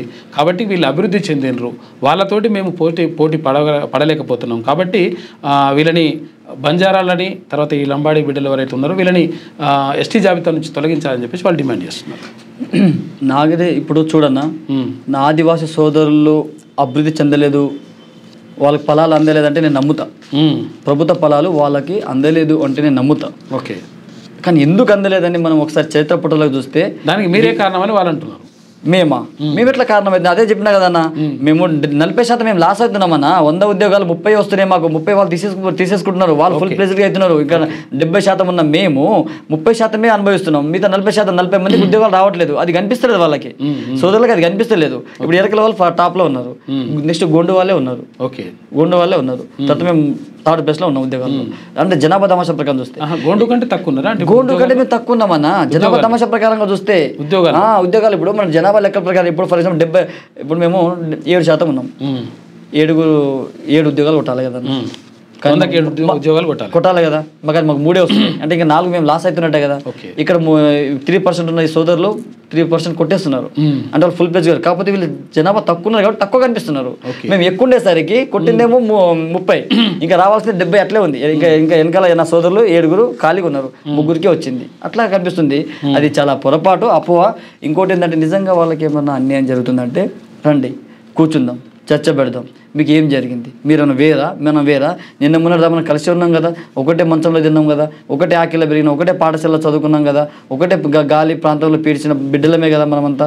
మరి మనం కూర్చొని మాట్లాడుకోవచ్చు కదా. లేదంటే నిజంగా మీకు అన్యాయం జరుగుతుంటే చలో ప్రభుత్వం దగ్గరికి వెళ్దాం, ప్రభుత్వం దగ్గరికి కలిసి దీని పరిష్కారం ఏంటిది, దీన్ని ఎట్లా సాల్వ్ చేసుకుందామో చర్చ ద్వారా మనం మీకు రావాల్సిన నిధులు ఏమైనా ఉంటే మీకోసం మేము కొట్లాడతాం. వీళ్ళు చేసిన తప్పిదం వల్ల, అధికారులు చేసిన నాయకులు చేసిన రాజకీయ కుట్రలో బలి అయ్యి కొంతమంది సోదరులు సోయం బాబురావు కావచ్చు, తెల్లం వెంకటరావు కావచ్చు, వీళ్ళు కొంతమంది చేసి ఆదివాసీ బిడ్డల్ని వాళ్ళ రాజకీయ లబ్ధి కోసమే కేవలం ఓట్లు వచ్చినప్పుడు మాత్రమే అంటారు. అది కూడా సోయం బాబురావు తెల్ల వెంకటరావు ఇప్పుడు మధ్యలో ఈ మధ్యలో బాగా వినిపిస్తున్న పేరు ఏంటంటే వీళ్ళిద్దరు సుప్రీంకోర్టులో కేసు వేసారు మా మీద. గతంలో కూడా ఈ సుప్రీంకోర్టు హైకోర్టులో కేసు వేస్తే దాన్ని కొట్టిపడేసింది. అది అశాస్త్రీయం, దాన్ని మనం పరిగణలో తీసుకోలేము. వాళ్ళు 1976 యాక్ట్ నంబర్ 108/76 ప్రకారంగానే వాళ్ళు భారత రాజ్యాంగం ప్రకారంగానే పార్లమెంట్లో బిల్ అయింది, దానికి రాష్ట్రపతి గెజిట్ అమౌంట్ చేయబడింది, దాన్ని ఎట్లా తొలగిస్తామని చెప్పేసి గతంలోనే కొట్టిపడేసింది. వీళ్ళు మళ్ళీ వెళ్ళినారు, ప్రజలను తప్పుదోవ పట్టిస్తున్నారు. అది ఎట్లా పాసిబుల్ అయితే ఒకసారి బిల్ పాస్ అయిన తర్వాత దాన్ని ఏ రాష్ట్రంలో అయినా సరే మాకు రిజర్వేషన్లు కావాలి, మాకు హక్కులు కావాలి, మాకు ఈ ఫలాలు వస్తలేవు అని కొట్లాడతారు. కానీ తీసేయమని ఏదన్నా కొట్లాడేదన్నా ఈ భారత చరిత్రలో ఎవరన్నా అంటున్నారు అట్లా? మరి ఆదివాసీ సోదరులని ఉసుగొల్పింది ఎవరన్నా? మంచిగా ఉన్న మా సమాజం మధ్య చుచ్చు పెట్టింది ఎవరన్నా? దీని వెనకాల రాజకీయ నాయకుల కుట్ర ఉంది, దాని త్వరలో బట్ట బయలు చేస్తుంది. ఇప్పుడు 2017లో జరిగినటువంటి ఉద్యమం అంటే ఒకసారి అప్పుడు జరిగింది అంటే కదా, యాక్చువల్గా ఆదివాసీలకు తర్వాత ఇక్కడ బంజారా బిడ్డలకు ఒక రకంగా అటువంటి ఉద్యమం జరిగింది. వీళ్ళు సభ పెడితే వాళ్ళు సభ పెట్టారు, వాళ్ళు సభ పెట్టిన తర్వాత వీళ్ళు సభ పెట్టినరు, మీరెంత మేమంతా అని చెప్పేసి అట్లా ఒక వివాదాస్పదమైనటువంటి వాతావరణం నెలకొన్నది. మళ్ళీ 2017 నుంచి మొత్తం కామ్గా ఉండి అంటే ఫ్రాక్చర్గా మళ్ళీ సంసిపోయి ఆ తర్వాత మళ్ళీ ఇప్పుడు ఎందుకు తెరపైకి వచ్చింది? నేను అదే అంటున్నా. 1956 నుంచి 2017 వరకు ఎప్పుడు లేని మనకు పంచాయతీ ఎవరు పెట్టిరు? ఈ విషయం ఫస్ట్ పైన సోదరులు గమనించాలి. 17లో స్టార్ట్ అయిన ఉద్యమం స్టార్ట్ చేస్తే మీరు హైకోర్టు పెట్టిరు, అది అశాస్త్రీయం, దాన్ని చేయలేము, దాన్ని తొలగించలేము, వాళ్ళు ఈ మూలవాసులు భూమిపుత్రులే, వాళ్ళు కూడా షెడ్యూల్ ట్రైబ్ కింద షెడ్యూల్ క్యాస్ట్ కింద వస్తారు అని చెప్పేసి గుర్తించి అప్పుడు కేసు కొట్టేసింది. తర్వాత ఇప్పుడు మధ్యలో మరి ఆ ఉద్యమాన్ని కంటిన్యూ చేయాలి కదా, ఎందుకు ఆపేసినావు మీరు? అంటే నీకు అక్కడ ఏదో ప్యాకేజ్ అందిందనా? నీ కడుపు నిండితే సరిపోయిందా? నీ కడుపు కాలైనప్పుడు ఉద్యమాలు లేపుతావు, మా ఆదివాసీ సోదరులు మమ్మల్ని ఉసగొలుపుతావు. వీళ్ళు చేసిన పరిణామం వల్ల గతంలో 2 గిరిజన బిడ్డలు చనిపోయారు. అశాంతికి గురయ్యి, అపోహకు గురయ్యి, వాస్తవాలు తెలియక, చరిత్ర తెలియక కొంతమంది మాటలు ట్రాప్లో పడి నా ఆదివాసీ అమాయక సోదరులు గతంలో చాలా పెద్ద, మీకు తెలుసా విషయం, మా కేసీఆర్ ప్రభుత్వమే ఉంది. మరి ఢిల్లీకి పోవడానికి వీళ్ళ డబ్బులు సహకరించింది ఎవరు? మా ఇక్కడ ఉద్యమాన్ని ఉసుగొల్పింది ఎవరు? మా సైడ్ నుంచి ఎవరు చేసిరు అనే విషయం చరిత్రలో మాకంతా ఆధారాలు ఉన్నాయి. ఇప్పుడు దాన్ని సహించేది అయితే అస్సలే లేదన్నా. ఇన్ని రోజులు మేము ఆగినాం. ఎవరి కోసం ఆగినాం? మాకు తెలుసు నా ఆదివాసీ సోదరులు ఆవేశపడుతున్నారు, మంచి వాళ్ళు, చాలా మంచి. ఇప్పుడు సోదర భావంతో వాళ్ళని ఎందుకు ఆశిస్తున్నా, వాళ్ళు వెనకాల నడిపిస్తున్న నాయకుడు మాకు టార్గెట్ అంటే ఎవడైతే ప్రాంతీయేతరుడు, మా గిరిజనేతరుడు కాదు, ప్రాంతీయేతరుడు స్వలాభం కోసం, అక్కడ ఉన్న ఖనిజ భూసంపదన కోసం ఈ లంబాడీలు వీళ్ళకి ఆదివాసులు తోడుగా ఉంటే వీళ్ళని మనం ఢీకొట్టలేము, ఆ భూమిలోకి మనం అడుగు పెట్టలేము. వీళ్ళకి పెద్ద కమ్యూనిటీ ఉంది, వెనకాల బ్యాగ్ అండగా లంబాడీ సోదరులు వీళ్ళకి కవచం గోడలేక ఉన్నారు. కాబట్టి మనం ఈ సంపద అడవిలోకి పోవాలంటే ఫస్ట్ వీళ్ళని తొలగించాలి, ఈ గోడను తొలగించాలని చెప్పేసి వెనకాల కార్పొరేట్ శక్తులు కొంతమంది మా భూములను కొల్లగొట్టాలని చెప్పేసి, అక్కడ ఉన్న ఖనిజ సంపద దోచుకోవాలని చెప్పేసి ఈ ఆడుతున్నటువంటి నాటకం. దాంట్లో మా ఆదివాసీ సోదరులు దయచేసి ఎవ్వరు కూడా ఆ ట్యాప్లో పడొద్దు. నిజంగా అన్యాయం జరిగితే కూర్చోవడానికి మేము సిద్ధంగా ఉన్నాం.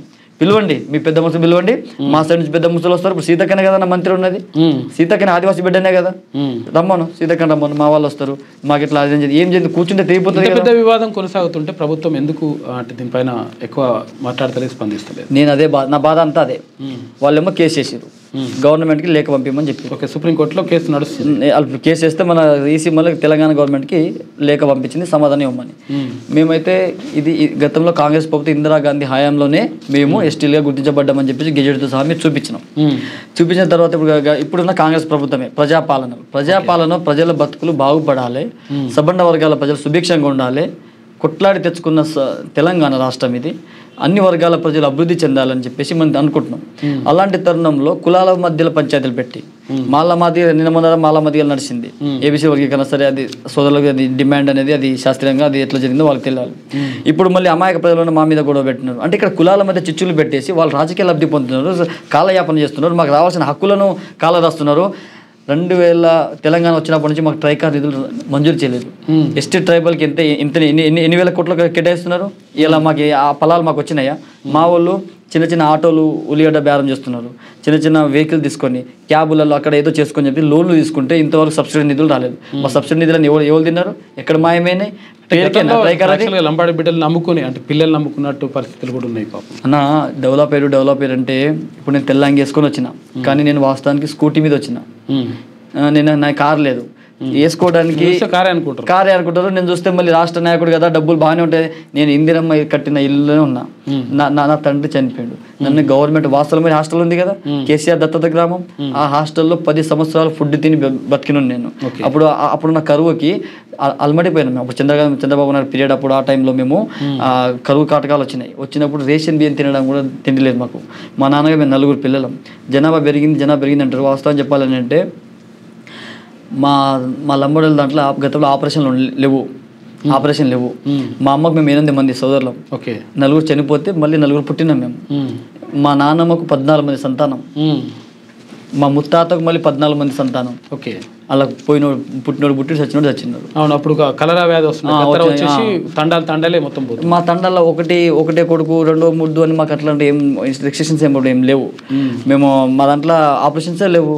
ఇక మేము మా దాంట్లో జనాభా అప్పుడు చాలా, ఎందుకంటే ఒక్కొక్కరు 4, 15, 20, 11 మంది, 12 మంది, 13 మంది మా తండాలే ఉన్నారు. ఇప్పుడు బన్సీలాలు ఉంటే బన్సీలాలు తండనే అవుతుంది. ఇప్పుడు సంఖ్య తండ మాది. సంఖ్య తండ చెందితే సంఖ్య తండ ఆయన తండ, ఆయనకు సపరేట్ వారసులు, ఆయన ఇదే అయిపోయింది. మా ముత్తాత గారి తండ్రి ఒక్కని పేరు మీదనే తండ ఫస్ట్ ఒక్కడు వస్తాడు. ఆయన ఒక 10-15 మంది పిల్లలకి అంటాడు. వాళ్ళు పెద్దగా అవుతారు. అదొక తండ సమూహంగా ఏర్పడుతుంది. అంటే మా దాంట్లో అట్లా ఉంది. జనాభా పెరగడానికి కారణం ఏంటంటే అప్పుడు ఆపరేషన్ లేదు, అవగాహన లేదు, చదువుకోలేదు. మా తాత ముత్తాతలు విద్యకు దూరంగా ఉన్నారు. మా దాంట్లో ఒక అవేర్నెస్ లేదు. పిల్లల మీద ప్రేమ, పశువుల మీద ప్రేమ, పాడి పశువుల మీద ప్రేమ, ఆ విధంగా ఉన్నాం. కాబట్టి మా జనాభా ఆటోమేటిక్గా పెరుగుతుంది. మీకు కొంచెం ఎక్కువ అనిపించచ్చు. అది మీకు అది ఉంది కాబట్టి అనిపిస్తుంది. ఇప్పుడు యాక్చువల్గా ఈ వివాదానికి తెరపడాలంటే ఏం చేస్తే బాగుంటుంది? ఈ వివాదానికి తెరపడాలనంటే రాష్ట్ర ప్రభుత్వం వెంటనే దీన్ని స్పందించాలి.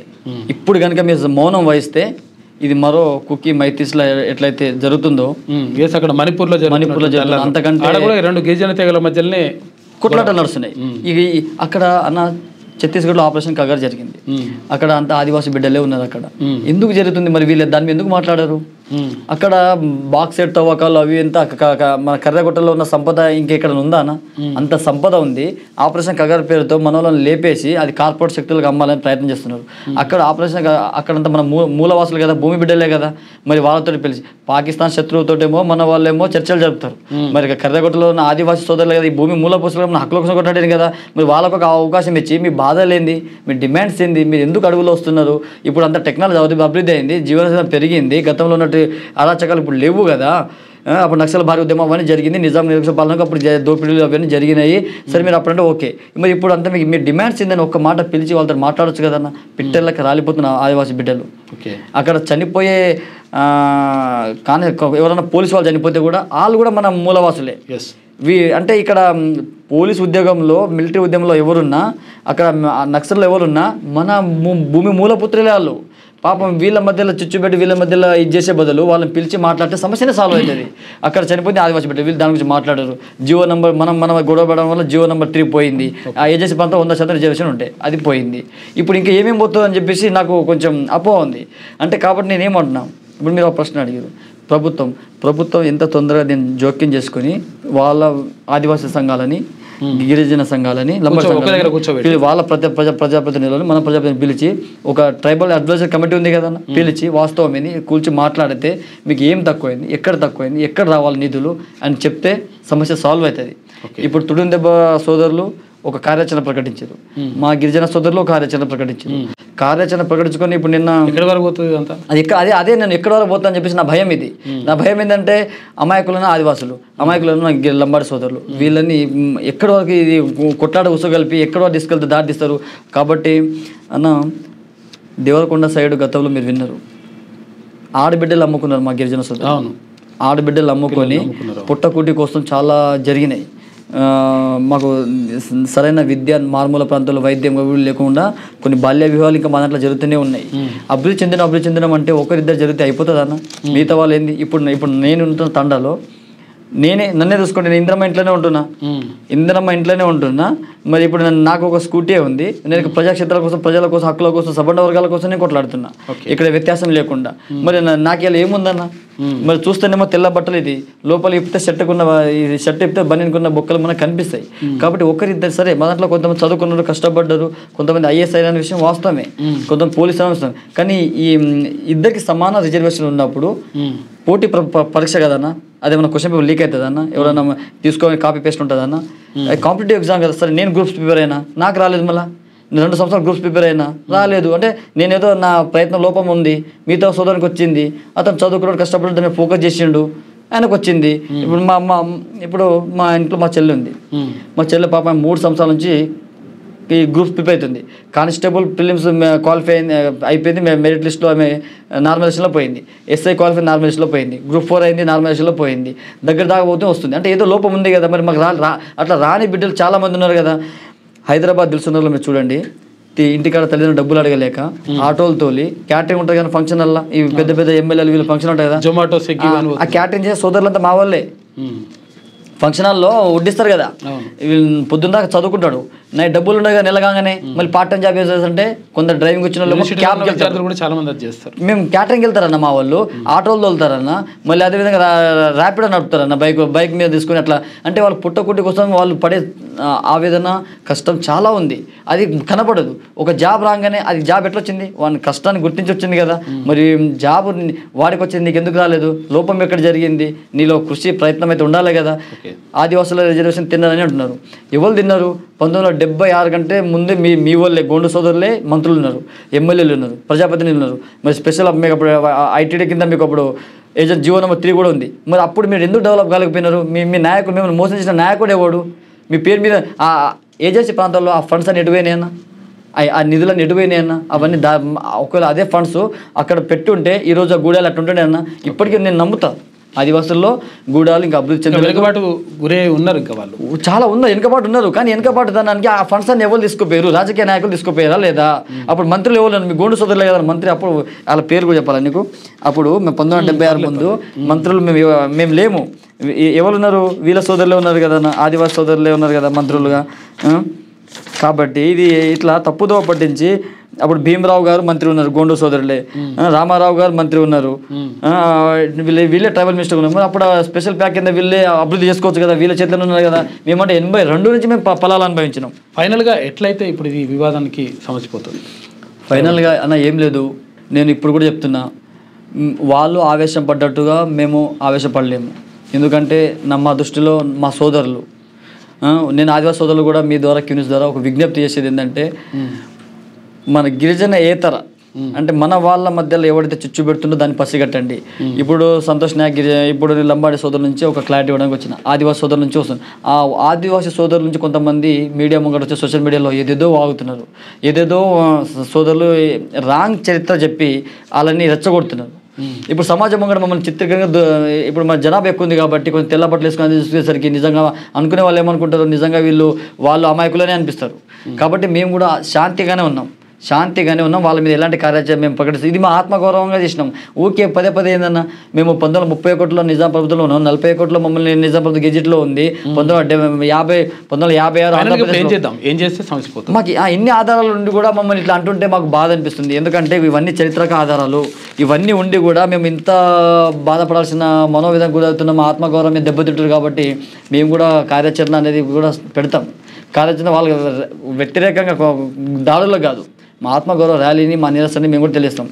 కాబట్టి ఈ సమస్య సాల్వ్ కావాలంటే ప్రభుత్వం, ఇప్పుడు ముఖ్యమంత్రి గౌరవ రేవంత్ రెడ్డి గారు, సీతక్క గారు ఉన్నారు, మీ ట్రైబల్ అడ్వైజరీ కమిటీని తక్షణమే పిలిచి దీన్ని ఆలస్యం చేయొద్దు. ఎందుకంటే ఆలస్యం చేస్తే ఇది ఎక్కడి నుంచి ఎక్కడికైతే తెలియదు, దీన్ని మళ్ళీ కంట్రోల్ చేయలేము, ల్యాండ్ ఆర్డర్ కూడా ఇష్యూ అవుతుంది తర్వాత.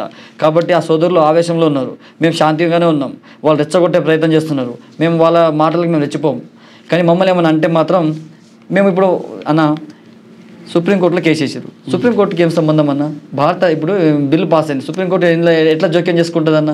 ఆల్రెడీ మాకు గెజిట్ అయింది కదా, 1976 గెజిట్ అయింది, పార్లమెంట్లో రాష్ట్రపతి పొందింది. మమ్మల్ని ఎట్లా తీసేయాలనుకుంటున్నారన్న వీళ్ళు? గతంలో ఇదే వీళ్ళు తీసేద్దామని చెప్పేసి ప్లాన్ చేశారు.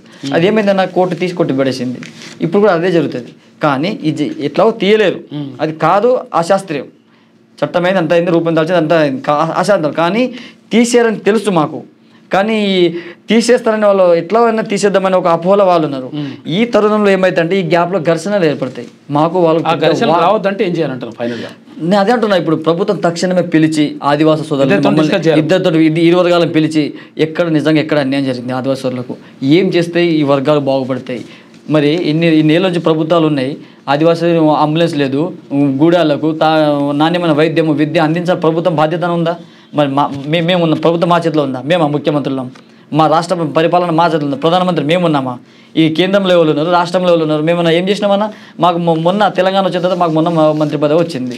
ఇప్పుడు మా సీతక్క చేస్తుంది. సీతక్క చేతిలో ఉంది కదన్న. ఒక స్పెషల్ ఫండ్ తీసుకుపోయి ఆ సోదరులు ఇప్పుడు కొంతమంది బీజేపీలో ఉన్నారు, తీసుకుపోయి కేంద్రం నుంచి మాట్లాడి ఒక స్పెషల్ ఫండ్ తీసుకొచ్చి వాళ్ళ అభివృద్ధికి మేము పాటుపడతాం. వాళ్ళంట మేము ఒక సోదరుల లెక్క ఉంటాం మేము. ఎందుకంటే 40 లక్షల జనాభా ఉన్న మేము 10-15 లక్షలు ఉన్న టోటల్ జనాభా ఉన్న వాళ్ళకి అండగా ఉంటాం.